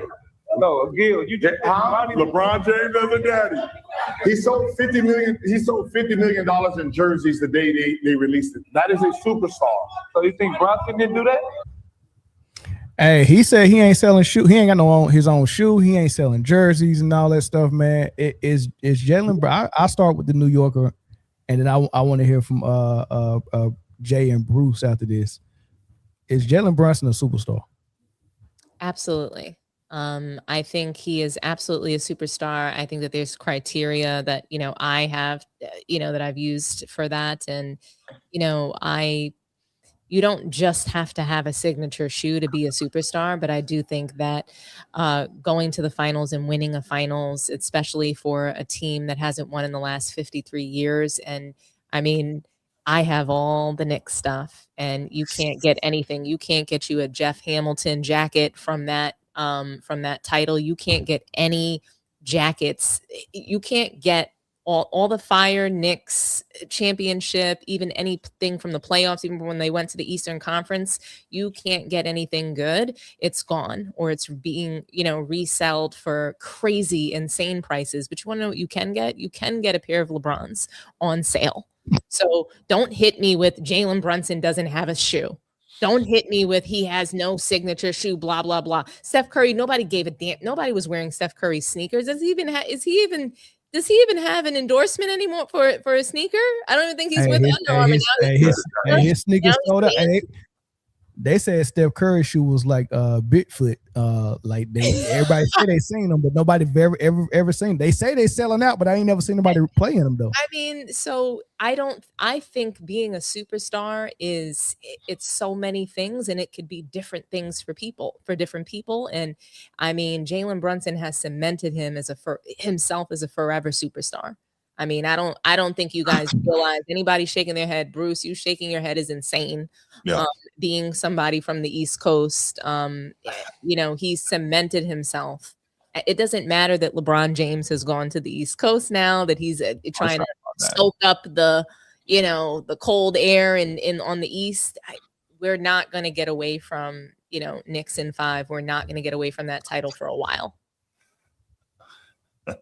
Bruce, you were shaking your head no. So but just to be clear, the legend behind that title. And we're not talking about somebody who just came and won something as a fluke. Okay. We're talking about a guy who was a 2-time winner in college. Okay. And also an NBA championship with some of the guys that he played with in college. Some of that stuff is just, that sounds great. You're talking about Mario Chalmers won in college too, though. But go ahead, Bruce. Mario Chalmers wasn't the star of his team, and he didn't win a title in New York City. Why not? It hasn't won in 3 years. Why not? Who was the star of the Kansas team when Mario Chalmers won? What I'm saying is Mario Chalmers wasn't the star of his. He didn't win a title as a star of his NBA team. He didn't win a title in New York City. Of course. So I'm just saying it's just the culmination of all of their winning. They're in commercials. They're very much so commercial. Yeah, what I'm saying is the reason why I said Mario Chalmers won in college too, because I don't think that if you're asking if a player on the pro level is a superstar, I don't think his college stuff really weighs much weight. If that was the case, we got to give Caitlin Clark a lot of credit. And she didn't win in college. So but she did a whole lot of damage in college. Clark didn't win an NBA title with her college. Hold on, Don. What I'm saying is, I wouldn't weigh the college stuff into whether I'm using that to determine. Not the accomplishment, Mel. It's not the accomplishment of winning it's not just being a 2-time title winner in college. It's like the whole story of winning with your college, the people that you played with before. Like he's won not just at Villanova with those people, but he took them to the Knicks too, and they won again. So I'm just talking about this. So I'm talking about the story of it. That there's a lot of storytelling around this. So. All right, go ahead, Bruce. My bad. Yeah, nah, I hear everything Dom is saying, and everything she's saying is 100% correct, except for Jalen Brunson is a superstar. I fully understand the value of when you do things in New York City, it's different. Dom knows that. Dom is in marketing and all that. She knows that full well, right? And I tell people all the time, when you do things in New York, it's different, a la Linsanity, right? That's the easiest example we can give. When you do things in New York City, it's not the same as doing them anywhere else. Understood. That said, to put it simply, for me, if you have to ask the question, is somebody a superstar? They're not. If somebody's a superstar, you just know. It's just there. It's just one of those things. Like, you feel it, you know it. Nobody's taking away from Jalen Brunson being an incredible player. We've seen that now since he arrived in New York. We saw glimpses of it in Dallas. We saw it come fully to fruition and maturity in New York City, playing in the Garden, the Mecca for the New York Knicks. So we understand all of what that brings. I'm the same guy that's been saying for years, I couldn't understand why all these superstars in the NBA, when they have the opportunity as free agents to go play in New York, they didn't do it. Well, we know they didn't have the heart, most of them, right? So it's a different thing. So I get all of that. He is great, but a superstar, for whatever reason, there just seems to be something missing. And it's not just what you do on the court, it's all of it. It's the off the court, it's the feeling that you create in people. And I don't think for whatever reason that's quite there. I mean, I can't make it any simpler than it's the same thing to me, like the Hall of Fame argument. If you have to ask, then the answer is probably no. That's how I see it. So both of y'all bring up points that I think I think a lot of people share those same, like, because what Bruce is saying is like you got to feel it, and I think as a basketball player, you also kind of entertain, and you also like connect with people on a deep level with whatever you do or however your aura is. And it sounds like Bruce is saying Brunson don't have that aura, but as a player, he's actually doing all the things that we want superstars to do. He's actually a superstar player. Yeah, he don't have the aura for some people. And what Dom is saying is, he's done all the things that superstars do. The reason it's not that hard for me to kind of determine if someone is a superstar is because I actually said, I actually was like, let me think about what a superstar is. What does that mean? And I went through all the possibilities, and I've heard everybody what they say, and I just have a criteria I use that I can evenly distribute and apply across the board to every player fairly. And if they meet that criteria, then they are a superstar. And my definition of a superstar is any player as the number one option on a team that can carry that team to success, either winning a championship or success, whether you're always in the mix, like a John Stockton and a Karl Malone. So your definition would say John Stockton is not a superstar because he don't have the aura, just like Brunson don't either. But you're saying Karl Malone would have that aura, and he is a superstar. Well, John Stockton was a superstar, but as Scottie Pippen was as well. As great as Tim Duncan was, do we feel like he was a superstar? Yes, he was a superstar. Here's the thing, right? For you, Bruce, it's emotional. Well, obviously, I value what the player can do between the lines. I think that's first and foremost. But I think there's more to it. Like, we look at Wemby. Wouldn't we agree? I think we can all agree Wemby's a bigger star than Jalen Brunson. But that's okay, bigger star. But why does that mean he's not a superstar, though? So I think we can agree that Wemby's a bigger star than Jalen Brunson, but I don't think that means we can say Jalen Brunson's a lesser superstar, but I do think he's a superstar just off of what he's done for this historical title. And I don't know. I just think I think Shai Gilgeous-Alexander's a superstar. I think guys who win championships are superstars. Yeah, he's not a superstar. That's what I think. Guys who are first options on teams that win a title, I tend to classify them as a superstar. I hear you. On between the lines, sure. What's up, Jay? There's a few things going on here. Number one, is Jalen Brunson a superstar? Yes. I think what Bruce is saying he's lacking is that whole rock star. He ain't that. He ain't. I disagree. That he ain't that. You know what I'm saying? You don't see him that way in the middle of Utah or Kansas, like they did Mike or LeBron or Kobe. Jalen Brunson is a stud, and I think that he's been, but I don't think that though, Bruce. Have you seen all of his commercials? Well, hold on, let Jay finish. There are so many. There's so many. Hold on. We're gonna let you get back in. I want to hear Jay out. So with the aura and all that, that's like that rock star, that the stuff that transitioned off the court. I think superstar, you are a superstar in your field based on what you do in your field. Okay. You know what I'm saying? Like, so all the other stuff, that's rock star crossover and all that. And I don't think he's reached that level yet. And not saying that he can't get there, but it's funny though that he won a championship in New York City in the 4 years that he's been there.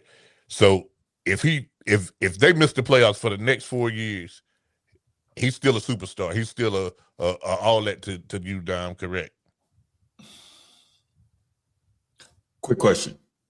No, he was asking Dom if he don't win again and they just average, he's done enough in your mind to say, yeah, he's still a superstar. Oh, he's a legend. I think that Jalen Brunson is a legend no matter what. So legend, yes, but superstar as far as a player, no. And I mean, like, even just so, like, when you're talking about being a superstar, I think that he'll always be a legend for winning this title, but will he always be a superstar? I don't think that we can call him always being a superstar if his team is not being successful. I don't even like, I mean, I wouldn't. I know that other people would. So like LeBron James can be knocked out in the first round or not make the playoffs and he's going to still be a superstar. I think we all agree that like he's considered a superstar even now. Well, I think so that's what I meant about the rock star thing though. Mm-hmm. I think LeBron's fame and celebrity has gone so high that if he never played basketball again or whatever, he'd always be a superstar. Because the rock star part of it has surpassed the skill portion. You get what I'm saying? I do. I think Jalen Brunson will always be a hood star. So if he never does anything again, he'll always be a star in New York. For sure. So the weird. Well, he perfected his craft though. He perfected his craft on a superstar level. And if his team stop having success, it might be a explanation for it. What if he loses Karl Anthony Towns for the season and the Knicks aren't as successful? Sure. That's understandable. You know what I mean? So sometimes superstars don't perform or don't lead their team to the type of success for certain circumstances happening. And then sometimes you pass your prime and you just can't do it no more. And what's crazy is how results don't even matter on how we judge players looking back. We take results and put them against expectations. So the fact that the expectation was the Knicks will never win, and the fact that Jalen Brunson won there, he's a legend. Yes. But LeBron won in LA, and y'all said this shit was a failure. He didn't win in LA though. But he didn't win in LA though. That bubble don't count. But also, I didn't say so. I didn't. When you look back in the history for 2020 NBA champions, it's going to say the Los Angeles Lakers. So a lot of people like to say Jay, that the 1999 Spurs championship don't count because it was a shortened season. I'm sorry, I didn't hear you. I was talking. What'd you say? I didn't say that though, Jay. So no, I didn't say you. Again, I said a lot of people. I'm saying what happens is what happens is people measure expectations mixed with results. The results, the playing results is they each won one championship. The expectation is the same. No, it's not different. So I'm not gonna say it's not different. I'm not gonna say that the bubble title doesn't count, but it is different, and one is more impressive, as we talk about on this channel a lot. And so the New York title is much more impressive than the 2020. They beat some babies. I'm not they saying beat a team that was 2 years away from being there. I'm not saying really that the 2020 title doesn't count. I'm just saying that one is more impressive. The Knicks, so everybody in this room rooted against the Knicks to win against the Spurs. Nobody, everybody said some of us are not, Spurs fans, so we're all supposed us to wait. Who was the other people that rooted against the Knicks? So before the series I started, the Spurs. before we got into the finals, nobody pegged the Knicks to be winning the title against. Well, hold on. You said or rooted OKC. against the Knicks, though. Yeah, I didn't root against them. I That's rooting against. They're my team. So anybody saying that they're going to lose is against. No, That's just but how. hold on. Wait. Hold on. Operate. You're with me or against me. I did whole episodes celebrating every time they bust Wemby's head in. Putting his hand up too. I did whole episodes talking about the Knicks and the Spurs. And that's what I was about to say. I got actual text messages of Melvin when you see getting on my nerves talking about Wemby. When you see Mel with his hand up, here goes the gaslight.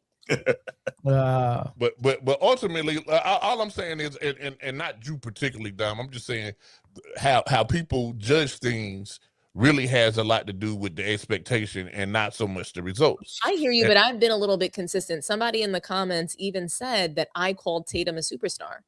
So he was considered the first option on the Celtics team. And the reason I know you don't think he's a superstar because Bruce, we've had Tatum is absolutely a superstar. We did a whole episode together. Listen, guys, I'm 100% with you. I think what people are doing here is, like I said, confusing rock star with superstar.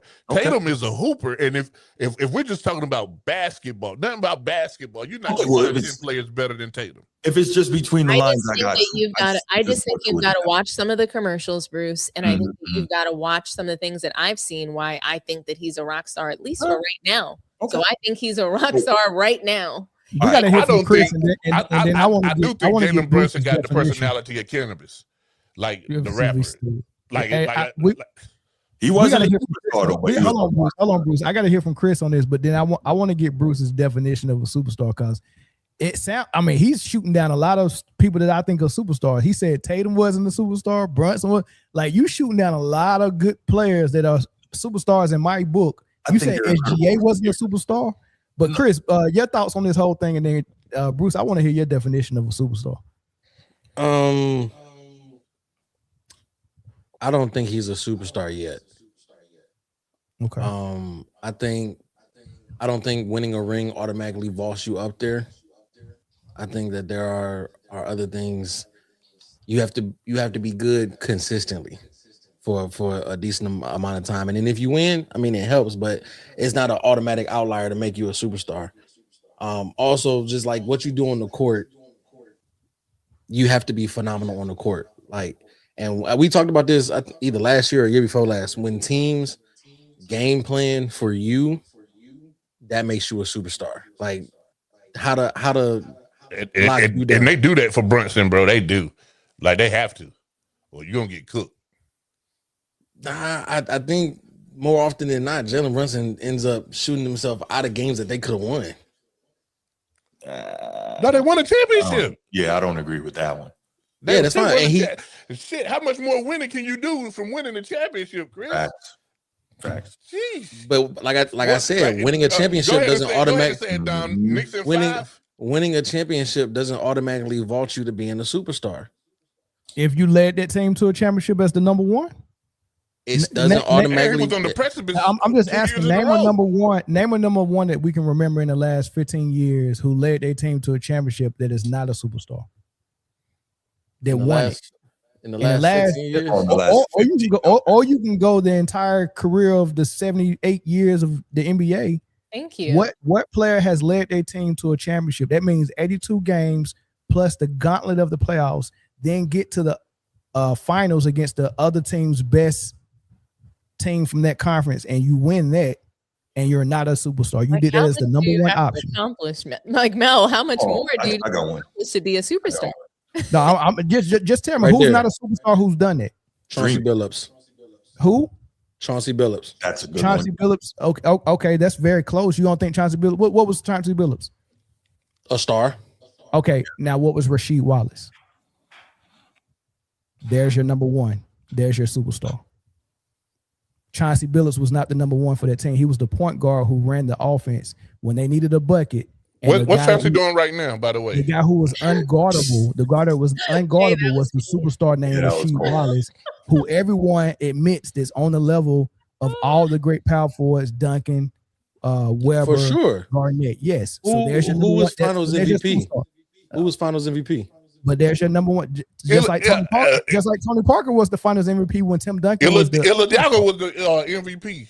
Yeah. So here it is. Find me a team who was led by a number one option that number one option won and was not considered a superstar.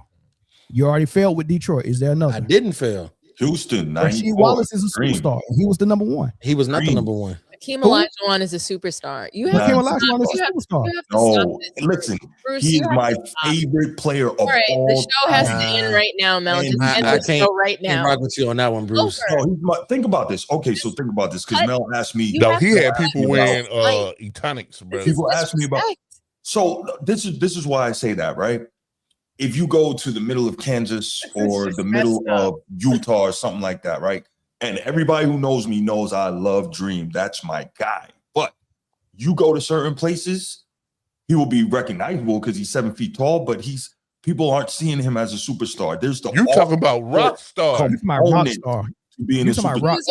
He was a rock stud. But you asked me what my definition of superstar is. And I understand. I think there is the off-court component Britney Spears in the NBA. That goes along with the incredible between the lines greatness as well. That's why I said also that Stockton wasn't a superstar. But if we're leaving it to just between the lines, cool, I got you. So that's how y'all see it. So I'll leave it there. Can you just admit that what you're looking for is for the NBA players to be actors, models? That's what you're looking for, because you can't possibly be looking for them to play any basketball here. No, obviously I'm looking. I've always said that looking for them to go and do Space Jam. Like no, that's no. It's not what we don't need another bad Space Jam. It's not what I think they're making one anyway. I think the third one is in works. God. It's not what I want. It's what it is. It's the recognizability. It's the marketability outside of the game that also combines with your greatness on the floor. But that, the only way, Bruce, the only way that lands and sticks is if people such as ourselves say those things.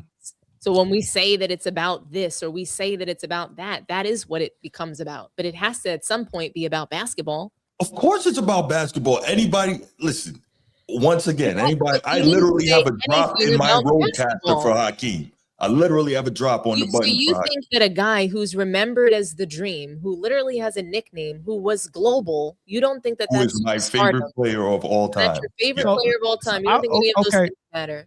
So now I understand what Bruce's definition is, and he's saying that the combination of your basketball mastery along with your global pop reach, culture phenomenon, influence, so marketability. He puts those two things together. So now that I understand what your definition is, okay, cool. Now all I can say is I think different. So we got different definitions, right? But I understand your definition, so I can move forward and understand why the guys that I think are superstars, you don't think are superstars. But I understand your definition. I don't need us to agree. I just wanted to understand now. I appreciate it. But under every definition, Hakeem was a superstar. Say again. It should have been, but how many superstars in the league today? True superstars. True superstars: Luka, LeBron, Embiid. No. So now Luka's a superstar. So Luka's a superstar, Bruce, to you, but not. Wow. Well, we see. Listen, he's not one of my favorite players, but we see the work he's doing. He's a superstar, but not Jalen Brunson. Because we you see have where got to be kidding me. Delusional. I guarantee you, Luka is all right. Cool. See what's happening here, though, Dom, is again because you have made it clear you're an unabashed Knicks fan. Respect, dude. It's not about being a Knicks fan. I just told you that I agreed with Mel's assessment that anybody who's won a championship title in the last 15 years is a superstar. Not anybody, but the first option of that team. I think at least for the moment they are a superstar. And I consider them, I still consider those people superstar players. So Jokic is a superstar? Jokic is a superstar to me. That's Absolutely. crazy. That's and he's crazy. spoken of in the media as a superstar, and he gets superstar treatment. I don't see any difference between him and other superstars the way that he is treated. He gets to control his team. He gets decision making. He gets to decide who the coach is going to be. That's superstar treatment. Okay. I'll tell you an easy way to figure out if a player is a superstar. If that player was to announce their retirement, if they left the red at the bottom of ESPN during the whole announcement, that guy's a superstar. If they just flash it, that guy's just a star. I'm gonna end this. I'm gonna end this so we can get to the last topic. But I want to say this one thing. We know what all-stars are. If you make an all-star, you're all-star. All right, and we know what perennial all-stars is. That means you're making it every single year. So let's just take this year, 12 on each team, East and West. Out of those 12 guys, or out of those 24 guys, I would probably say at least 15 of them are perennial all-stars, which means they're going to make it every single year until they pass their prime. Out of those 15 all-stars, those are the 15 guys you got to choose and decide which one are superstars. So out of those 15 guys, you got people like Jokic, Luka, I think Brunson, I think SGA, Kawhi when he was healthy, Embiid when he was healthy. Who else? I mean, I'm missing some guys. Jaylen Brown, Tatum, Jason Tatum. That's 8 right there. KD, but KD, but he's past it. KD and LeBron and Steph will pass their prime. Spider. No, I think Spider is an all-star. I don't think he's a Spider be all-star every year almost. That's true, and he is a number one that has led his team to success continuously. Continued success in Utah. They've been about to marry Coco Jones. Continued success, and you know what? He's a superstar. Coco Jones, give it to him. Yep. So, but when it comes down to it, I think the top 10 to 12 guys in any given year are your superstars. I think it's between 10 and 12 every year that are superstars, and some of those guys go past their prime. They're still superstars, but past their prime, and those, some guy might slide into it. Like I think Dame is out of it now because of injury. I don't think he's a superstar anymore. But you get guys like SGA sliding in. You get guys like Brunson sliding in. Well, let me ask you this though: is there another list of superstars for like the next generation? And what I mean by like that is like kids buy a whole lot of LaMelo Ball, LaMelo Ball, and Anthony Edwards, and John Morant jerseys. Are those like not based off of play, but based off of like that pop culture type deal? And that's why superstars.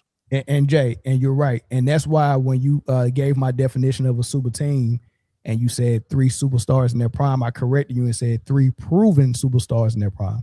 Yeah. I think LaMelo Ball has superstar talent. He hasn't proved that he's a superstar. Yeah, but I'm saying, but based off of like culture and jersey sales and stuff like that, he would meet superstar, but off the court. He would meet Bruce's 50% of what a superstar is. He would meet Bruce's halfway. But in Bruce's eyes, I don't think he think LaMelo Ball is a superstar on the court, but he would meet that rock star level off the court. Okay, and I just brought that up for understanding, like, you know what I'm saying, like, and then you see young kids, like what they're looking for is a lot different than what we're looking for as well. That's true. One more quick question. This is for Mel specific. Well, anybody. Do you think you could be a superstar and you can walk around somewhere and not be noticed? Like somebody would know who you are. Yeah, if you 5'11" or 6 foot and look like Jake from State Farm or Bob from Accountant. Yeah, John Stockton was on the Dream Team walking around Barcelona. I remember. That's right. And no one knew who he was. Okay. Right. But if you're 7 foot, like a 7-footer that's not a superstar cannot walk right there. They're gonna look and say he played basketball. Who are you? Do you play ball? Yeah. Yeah, who are you? I'm just thinking. I'm pretty sure that NBA could walk around. Just to speak on that, not be recognized. Yeah. There was a girl that just told T-Pain maybe one day he'll be as big as her. She didn't know who he was. She didn't know who T-Pain was. Right beside him. Pissed me off. Okay. Yeah. So just because she didn't recognize him, does that mean T-Pain not a superstar? Well, I don't mean just one person, but okay. I know, but what I'm just saying is that whole generation after us, man, I don't know what the hell they know. You're right. Right. All right, last topic, y'all. We probably can do this one a little quicker than all the other ones, but it's an interesting topic. You know, it's WNBA and Madam it's Bucket. Caitlin Clark. Yeah, Madam Bucket. Let's call it that. Well, she's had a really, really good 3 last games, and her season before these last 3 games have been up and down. Decent, average, maybe slightly above average, and she had that one game where she broke for 32 and hit a game winner. But for the most part, her game has been,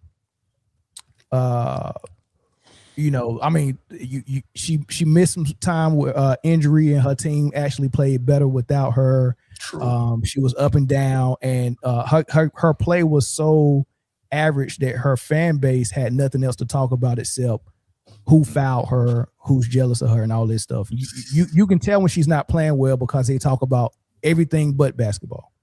But the last 3 games she's been playing pretty well, and one game she had 45. I think she had 29 last game and 17 in the second game. But it's been wins by a lot of points, and she's playing pretty good, right? But they've catapulted her into the MVP discussion. Her team is like maybe 4th in the league right now. They're on a win streak, so they're top 4 in the league. And I don't really like to put people in the MVP race that is below the top 5, but she's at the number 4 ranking, so maybe there's an argument there. Do you think that she have a real legitimate case right now to be in the MVP discussion? If so, where you got her on the ladder? Oh, I'll start if everybody will be quiet. Let's go with no. Here's why. She's playing right now. She's playing pretty good, and you could mention her in the MVP discussion. And it's a discussion right now. We at the halfway point of the season, the All-Star break, so you still got another whole half of the season. But if it ended right now, Aja Wilson, Paige Beckers, Liv maybe next, and then right after that, you could throw Kelsey Mitchell. Here's the problem: Kelsey Mitchell and Caitlin, they're gonna split the baby. Mm-hmm. You know what I'm saying? Because both of them are kind of driving team success right now. So not with that fan base she got. They would the baby would never be split between Kelsey and hey, understand. So we gotta get back to just basketball, bro. And I know exactly what you're saying. Like with her fan base, Kelsey Mitchell is not even on the team. You know what I'm saying? Those 23 points coming from no damn where. You hear me? Those 23 points, ghost points. I mean, so we got to suspend reality what we're dealing with, Of course. But just if from a basketball standpoint, like if you got 2 candidates on your team, you don't have a candidate. You see what I'm saying? Because they'll cancel each other out. Mm-hmm. You know what I mean? Where clearly when you look at the success that Dallas is having, there's one person you can really point to. When you look at the substantial and sustained success that the Aces are having, there's one young lady that you'll go to. You get what I'm saying? And yeah, she got players with her, that can hoop. But we know who team that is, and we know who hooping. She averaging about 25 a game.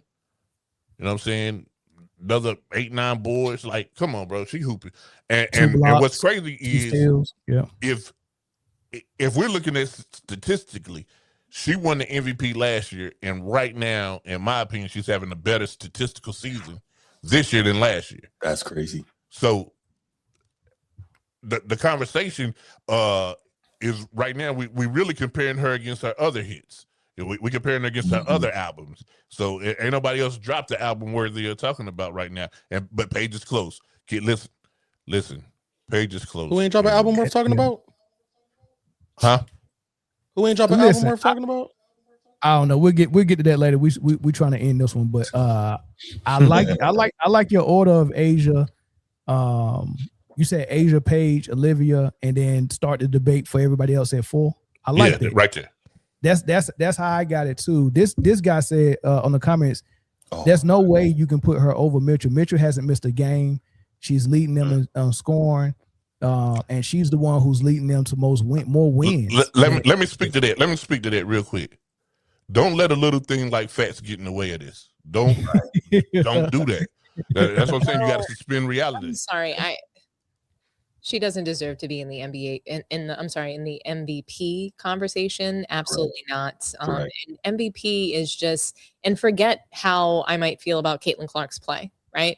She was in and out of of games all season long for the most part. I just don't think that we can put her in the MVP conversation because it should be based on the whole season. So we can't say, oh, well, we saw her play great in 3 games, so she's now an MVP candidate. I think that she needs to be in that discussion for, that media machine to work and to continue, right? But I don't think she deserves that. I'm happy that Caitlin Clark played better in those 3 games because we need to see something for all of the media hype that she gets and for all of the ridiculous narratives that we have to listen to. I mean, think about it, guys.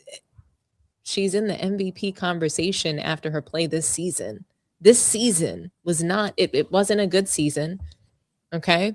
And I agree with your lineup, Jay, a lot. I really love Olivia Miles for MVP. I love her being put in the conversation. But she won't win it though. I don't agree with her winning it over Asia Wilson. Runaway rookie of the year. Running away with it. Yes. Runaway rookie of the year. Runaway rookie of the year. But I like Caitlin Clark has just not shown. I mean, she's not the best person on her team, but she's the MVP. I mean, but that's the thing though. When you think about it, throwing in the conversation right now, like sure, but to steal someone's thunder, the list is fluid. You know what I'm saying? Like, I hear you, David. Somebody put up a comment saying that I guess Mel has been really critical of Caitlin Clark as he should be. I would hope so, given what we have to listen to. But Congress. Congress. But I mean, he said he was just like, Jake equality. So Jake equality feels like, Caitlin Clark, we're just out here calling her average. And when you rank her up against the other superstars in the league, she is. So she's average when you look at her next to Asia Wilson. She's average next to Nafisa Collier healthy. She's average next to Olivia Miles as a rookie right now. So Olivia as a rookie, Caitlin Clark is average. She can do all the things that people accused her of not being able to do. She's proven us wrong. She's gone left. Olivia Miles has done everything. I mean, she is deservedly so being placed in the MVP conversation. Does she deserve it over Asia? No. Caitlin Clark doesn't deserve to be an all-star. Before Chris and Bruce go, I'm gonna make a couple of points. One, I do like the point that Kelsey Mitchell is actually leading the Fever this season to more success. So it's kind of funny to have Caitlin jump her as an MVP candidate. So that's weird to me. However, I will point this out. If the top 3, and 2 weeks ago, my Olivia Miles was my number 2 behind Asia, and Breanna Stewart was number 3, and Paige was number 4. That has changed because the Liberty keep dropping games.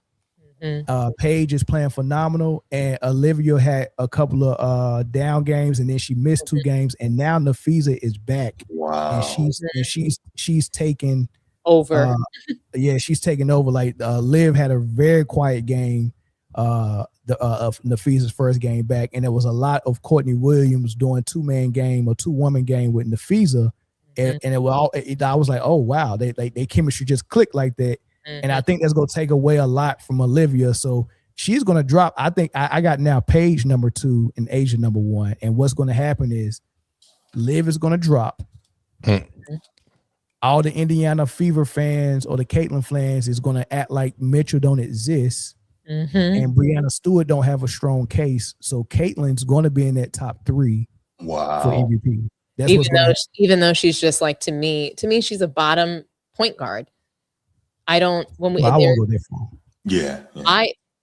I just don't, I think she's the least of all the starting point guards. So when I take a look at every starting point guard on every team, I would say that they are better than Caitlin Clark.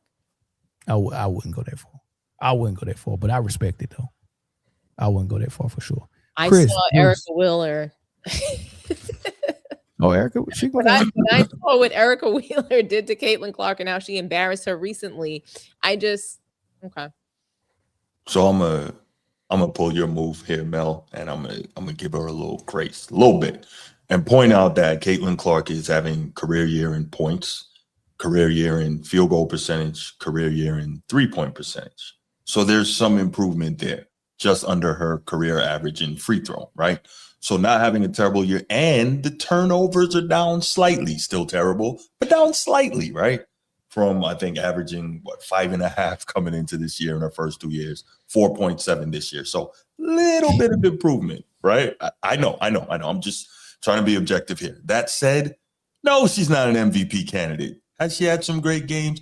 Absolutely. But to your point, I don't know how much of an MVP candidate you can be when your team is like legitimately better without you. Like that's kind of crazy. And I'm not trying to take shots at Caitlin or whatever, but so much of this, much like another player we know, is so manufactured. You know, Mel has gone into great depth on his show regarding it, and it's just the absurdity. And then, of course, when anyone acts as if, you know, Caitlin Clark did not give an immaculate conception to the baby Jesus, we hate her because she's white. Like, come on, man. Come on. We're sitting here giving Paige Beckers, a white woman, her flowers for being an incredible WNBA player. Why you say it like that? I mean, look at Jacob Quality. Look at Jacob Quality in the chat. He's going off. It's about race. It's about race. How is it about race when we're all sitting here talking about how Thank you, Dom. A second-year player. We're saying she's ranked 2. Right. But we hate Caitlin Clark because she's white. Really? Okay. I wear glasses. Maybe I'm missing something. Is Paige Beckers not white? Yes, she is. She's mulatto. Paige Beckers? She's mulatto. She look white to me. Okay, well, I don't know.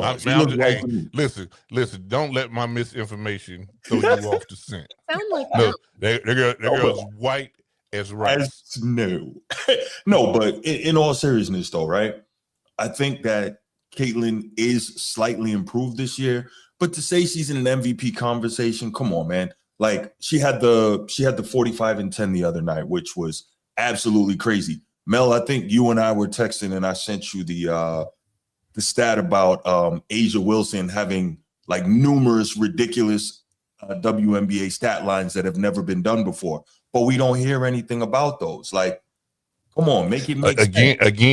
Again, results don't matter until you add the expectations with it. We expect Asia to go off every night. Okay, we expect it. Okay, so her results don't really matter.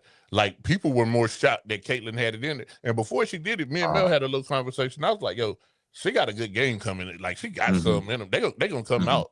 Yeah. We just said it. And then when it happened, I was like, damn, I ain't going to this week. I ain't waiting for the O to go off yet. The point, though, and I think, Mel, were you on with me that night when that happened? I think so, right? Probably was, yeah. Yeah, and so, because I remember, and you're like, well, she's going off, she's killing, but they are barely scraping by against one of the worst teams in the league for her to go off like this. So Paige fan base is black. Yeah, so hold on. So you keep moving the goalpost. So do we not like white people? Okay, so we show you a white person that we love, absolutely love, and we're giving her props as a top 2 candidate in the MVP race. Right. Then you say, oh, but her fan base is black. Let me ask you a question. If her fan base is black, why aren't white people liking Paige? Is it because she like black people? And, and not for nothing. No one is saying anything negative about Caitlin except she's not what you thought she was. She's not in the MVP race. That's not an opinion because of her race. I said that she's in there right now. If you take a snapshot of right now, and tomorrow it may be different. Well, right. Ain't no real play right now, but next week when they get back to play, it may be different. And Olivia may move up or move out. But if you take a snapshot right now, sure, we can put it in there right now off of the last 5 games played. Cool. Now, when you move to the next 5 games, we have to adjust it again. Right. It is a very fluid process, man. Like we gotta start taking emotion back out of sport, guys. We got to. He said white people do like Paige. Then why did you just say we like her because her fan base is black? I don't understand that. What do you and we don't even know her fan base. Right. This stuff is not. Yeah, this stuff is not adding up. Mark, but the point is, mark my words. When it's all said and done, and careers are wrapped. Nope. When it's all said and done, when it's all over, and careers are wrapped, Caitlin Clark is going to Steve Nash the MVP situation. I can see that. I mean, it might be this year. It might be this year. She was injured, and now she's MVP. Let me look up what was her rookie season record. They wanted to give her the MVP her rookie season, and I think they finished 500. I think I did. Didn't they get the number 1 draft pick again after her? No, they didn't. No, but they was in a lot. They got no, they didn't get. They made the playoffs when she was a rookie. They made the playoffs, but they was 500. Yeah. So you want to give a 500 ball club? The person that was leading that team, MVP honors when she remember her first beginning of the season was so horrible. Right, it was so horrible, and then she came on after the All-Star break because remember, all the girls went to go play in the Olympics. Caitlin stayed back, got rest, and then everybody came back with tired legs, and Caitlin was fresh. And she went off, and it was like, "Oh, MVP!" I'm like, "What?"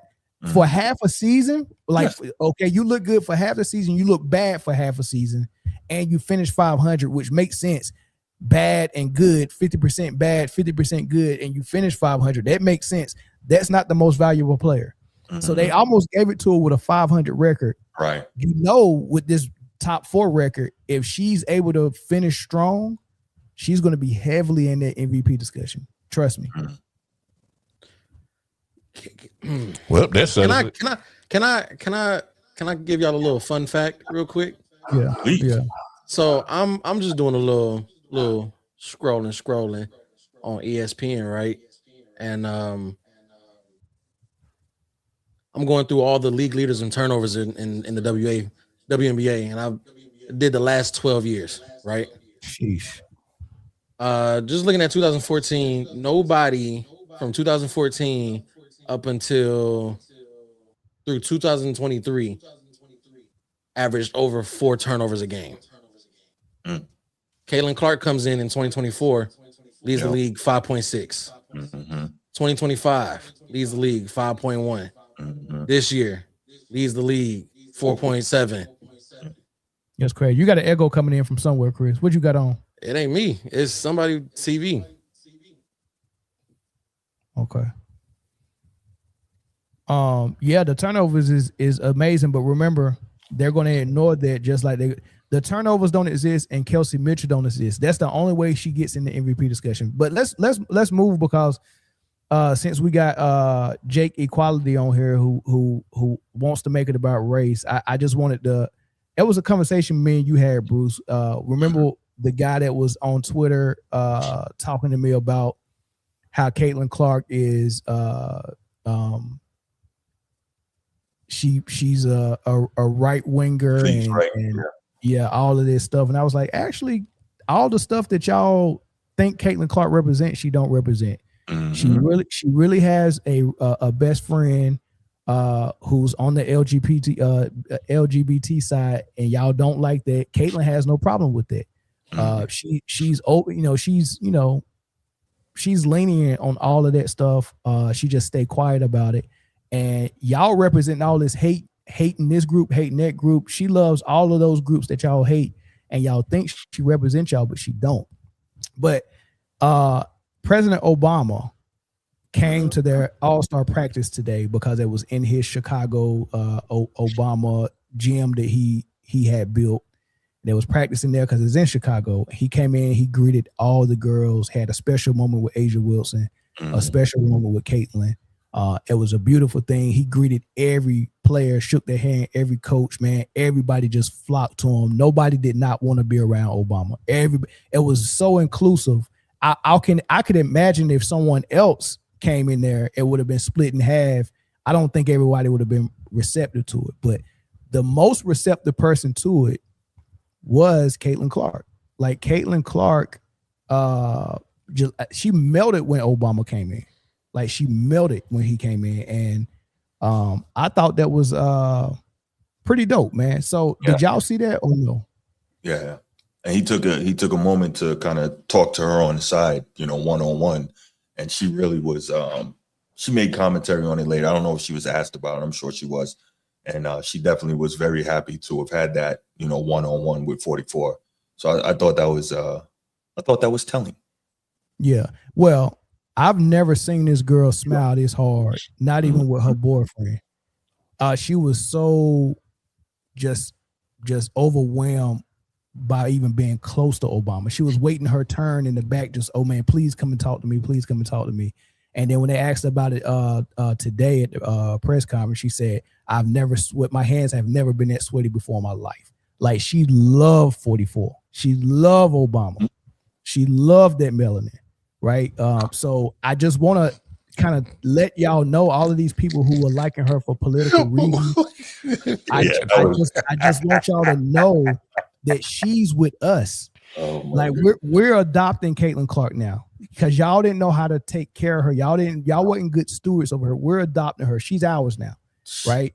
And she's always been ours. So we're adopting her. I just want y'all to know that.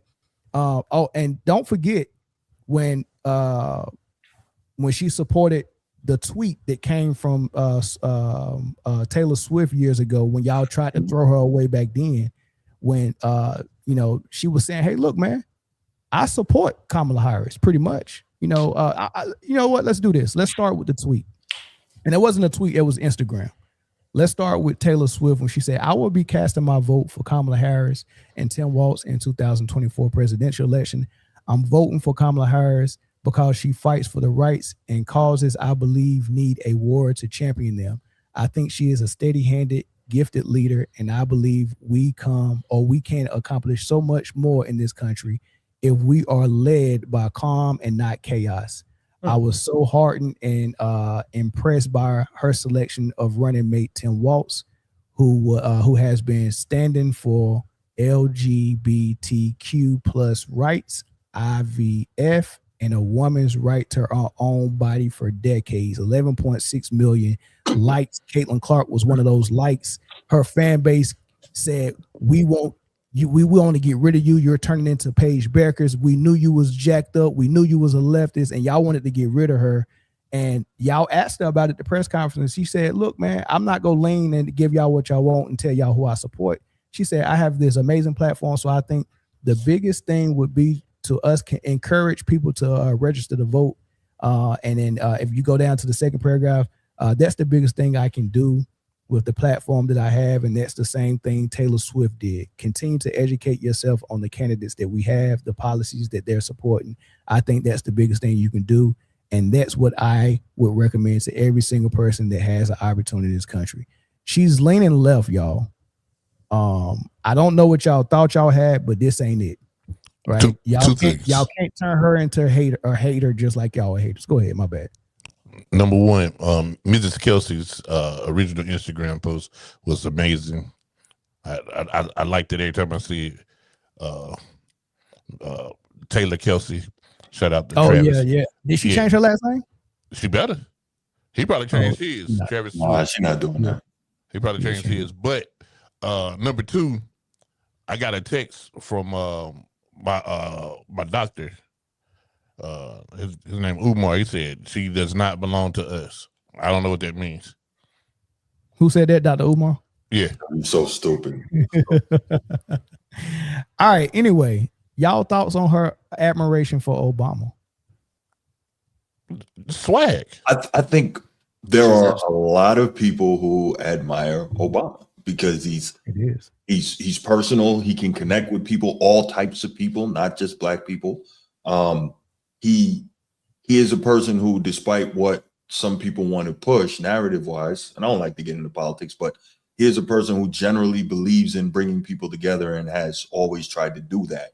And I think it was cool that seeing everything she's going through, all the pressure and all that, just kind of telling her, hey, you're still young, you got time to figure it out.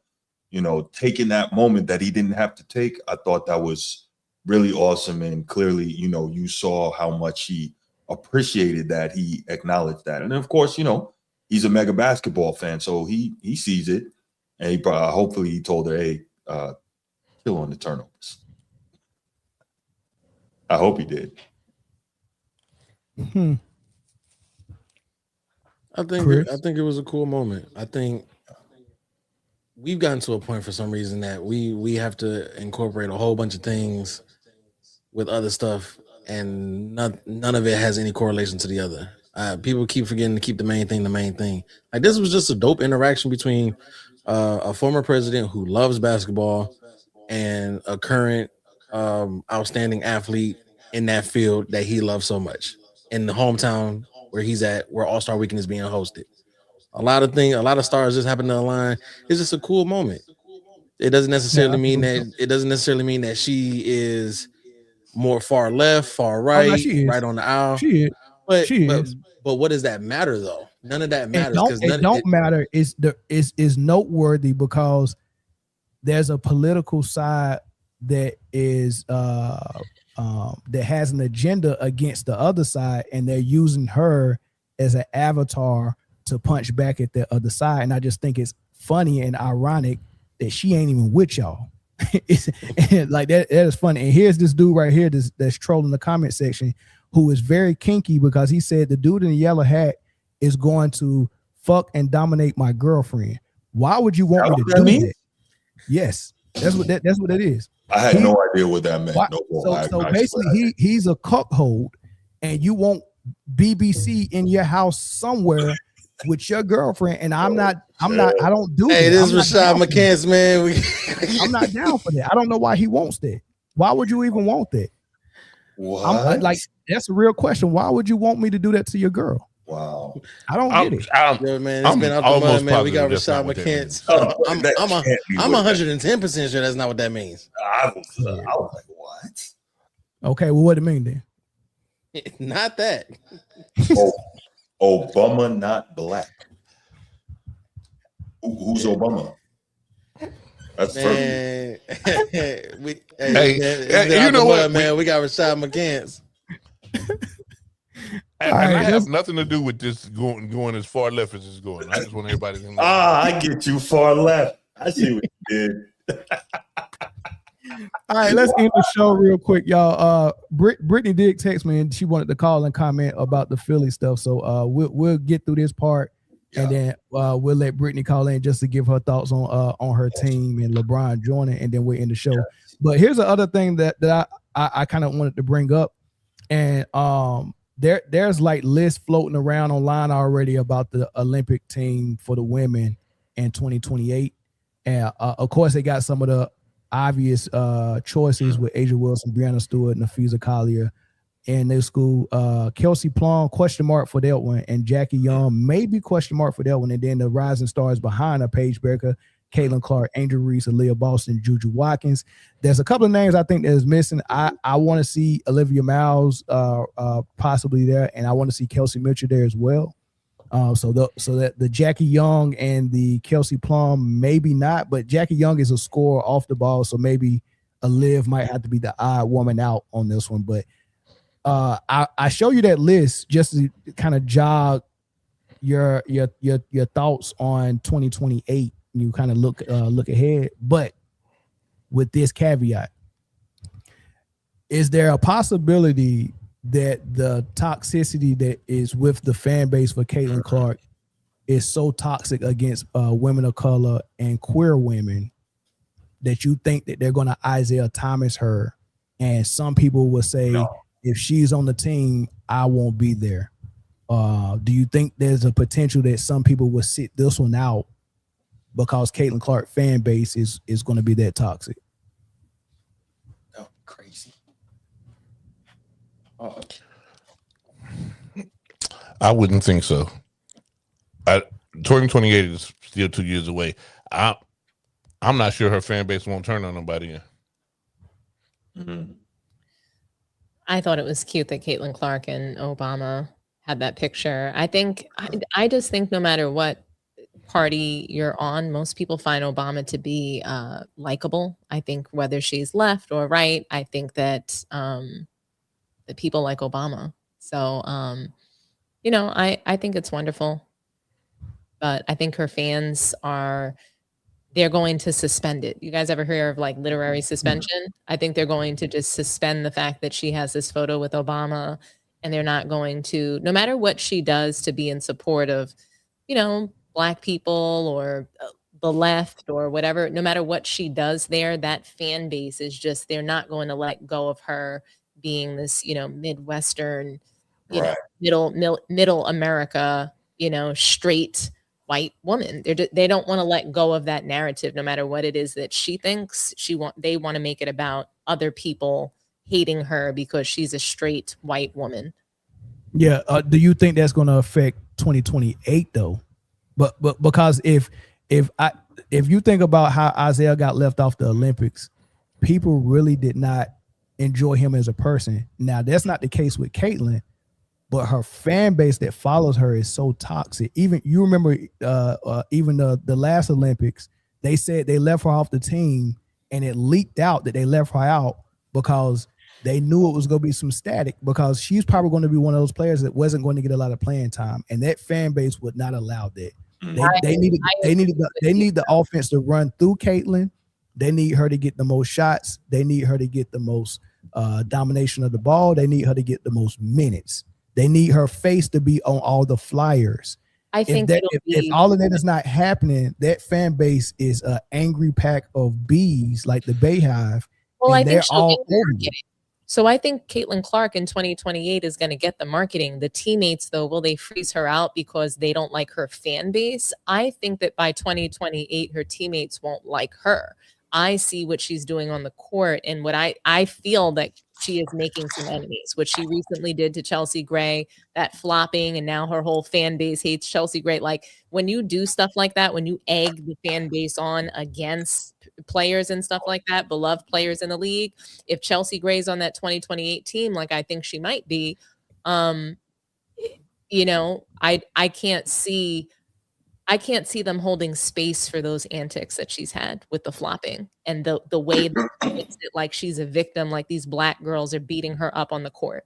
That piece of it, I think, is going to make, I just think her leaning into that, whether it's to get the call or to get, the media on her side or Congress on her side, I don't think that they're going to like her anymore by the time we get to 2028. They might have to respect her the way players have to respect LeBron.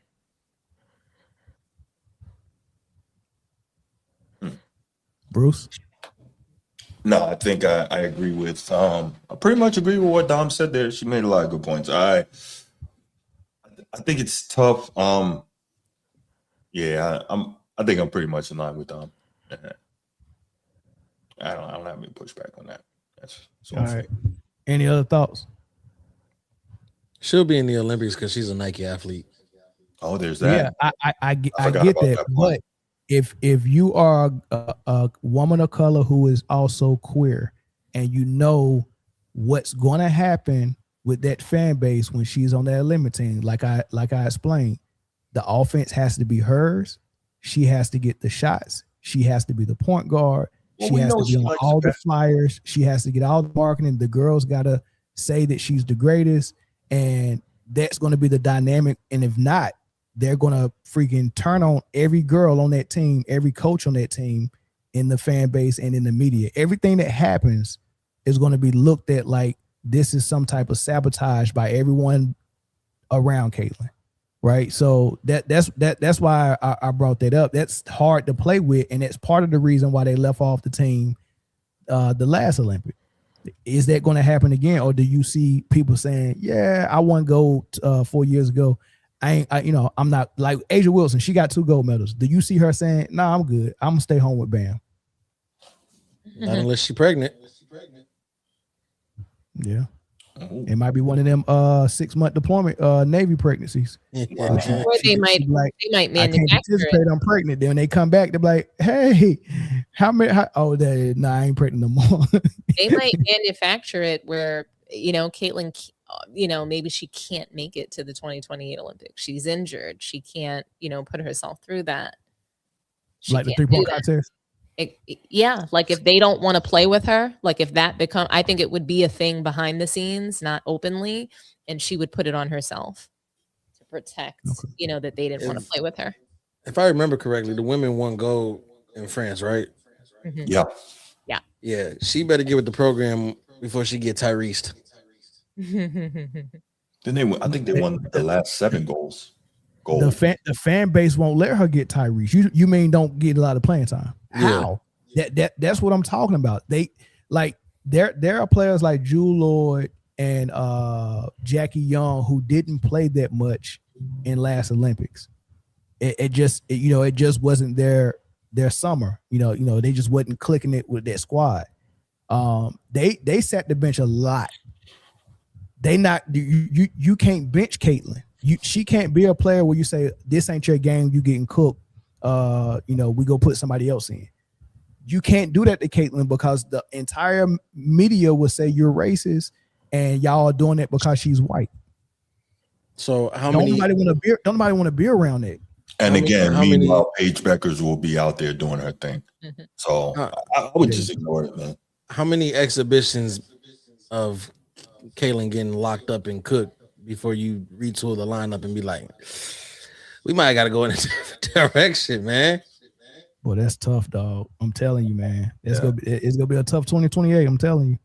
If hopefully their fan base is not liking basketball no more and they're gone by then. We just have to get through 2027, Mel.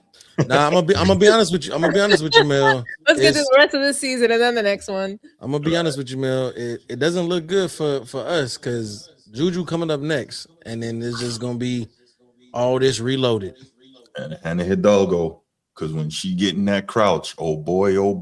Oh, and Hannah Hidalgo against Caitlin Clark, and Caitlin giving up 7 turnovers. That's what I was about to say. Hannah gonna be ripping her left and right. My goodness, because what on defense on the ball. Caitlin still can't go left, can she? Nah, not really. For 2 dribbles and then she stepped back for the 3. Right. So she can't go left. Just scout her and be patient. Yeah. Hannah Hidalgo's gonna be on that. All right. Well, we're gonna take this one phone call, then we're gonna end it, y'all. And I'm waiting on you might gotta call. Yeah, Juju is gonna. Oh boy. I hope that ACL is nice and restructured. Yeah, I think she has a good year this year. She's gonna go nuclear, man. She's not playing ball this year. She should. Brittany, what's good? What's good? She's been down a year already. Carla, what's going on, y'all? Well, we good. Hey, Brittany. Yeah. Is that Tom? It sure is. I wish you were here, and I thought you would want to be here to talk about Philly. So I'm so glad I haven't seen you in a month of Sundays. No, I had to celebrate. It's my mom's birthday today, so I had to go out and celebrate. Happy birthday, Mom. Happy born day, my Dukes. Happy birthday, Big Red. They just call my mama Big Red. Mm-hmm. Bro, we fighting. Mm. But unfortunately I had to miss the show where LeBron is coming to Philly. So which is unfortunate, but Philly's going crazy. I will say that Philly's going bananas out here. You got New Yorkers now claiming to be from Philly. I'm calling out Fat Joe. Fat Joe ain't from no daggone Philly, huh? all of them, Brittany. Like, my whole timeline. I was always a Philly fan. I'm like, oh my God, get me out of here. Wow. I'm like, come on now. Now we ain't taking nobody. If you wasn't originally a Sixer Philly fan, you can't come over here. Now we're not doing that stuff. So now, but No, I like the fit. I think it's a good fit. I think it's something that the Sixers needed. They was missing that one piece. I think he's going to help a lot. We're not looking for him to score 25, 30 points per game. I don't think he needs to do that. And again, that's up for the coach to figure out put the pieces to the puzzles together. This helps our bench a lot because it pushes Dean Wade to the bench, so that helps. I still would like to get one more wing / like a wing that could play the center position as well. I think that'll help. Maybe LeBron can pull somebody, in some way, somehow, but we'll see. But I think, again, it all goes back to predicated to health. Draymond? I told you, Draymond coming to Philly. I know. I'm hearing Caldwell Pope is trying to get bought out of his contract, and he's supposed to go join. He can't play I center. heard that as well, so he can't. He's not going to play center, but that would be a good addition to see how that works there. So I think it's all about what's the coach going to do. That's my biggest question mark is Nick Nurse. So that's my biggest question mark because I haven't been too satisfied with him lately. So, but the city's up in arms. Let me tell you something. I'm gonna say it right here, right now. Because everybody knows how I feel about LeBron. I'm not a hater, but I'm not his biggest fan either. If he brings a ring, if he brings a ring to Philly, he gonna be goated in Philly. I don't give a damn. He gonna be goated in Philly. Hold on, what that mean? Huh?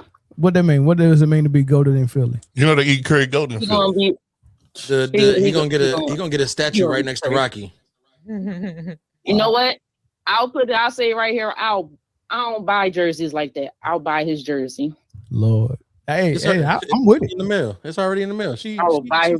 I've been waiting all my life for a Sixers ring. My goodness, it's too long. He would be royalty in Philadelphia for sure. Right. Now, will I put him up? He's still not above Dr. J, Moses, none of them guys, but he'll be up there. Be above you put him over AI? Got to. He bought a ring. That's a discussion for I another had day. to. I ain't gonna lie. That's another conversation. I might have to though. That's you bring that ring that we've been missing for 40-something years. Yeah.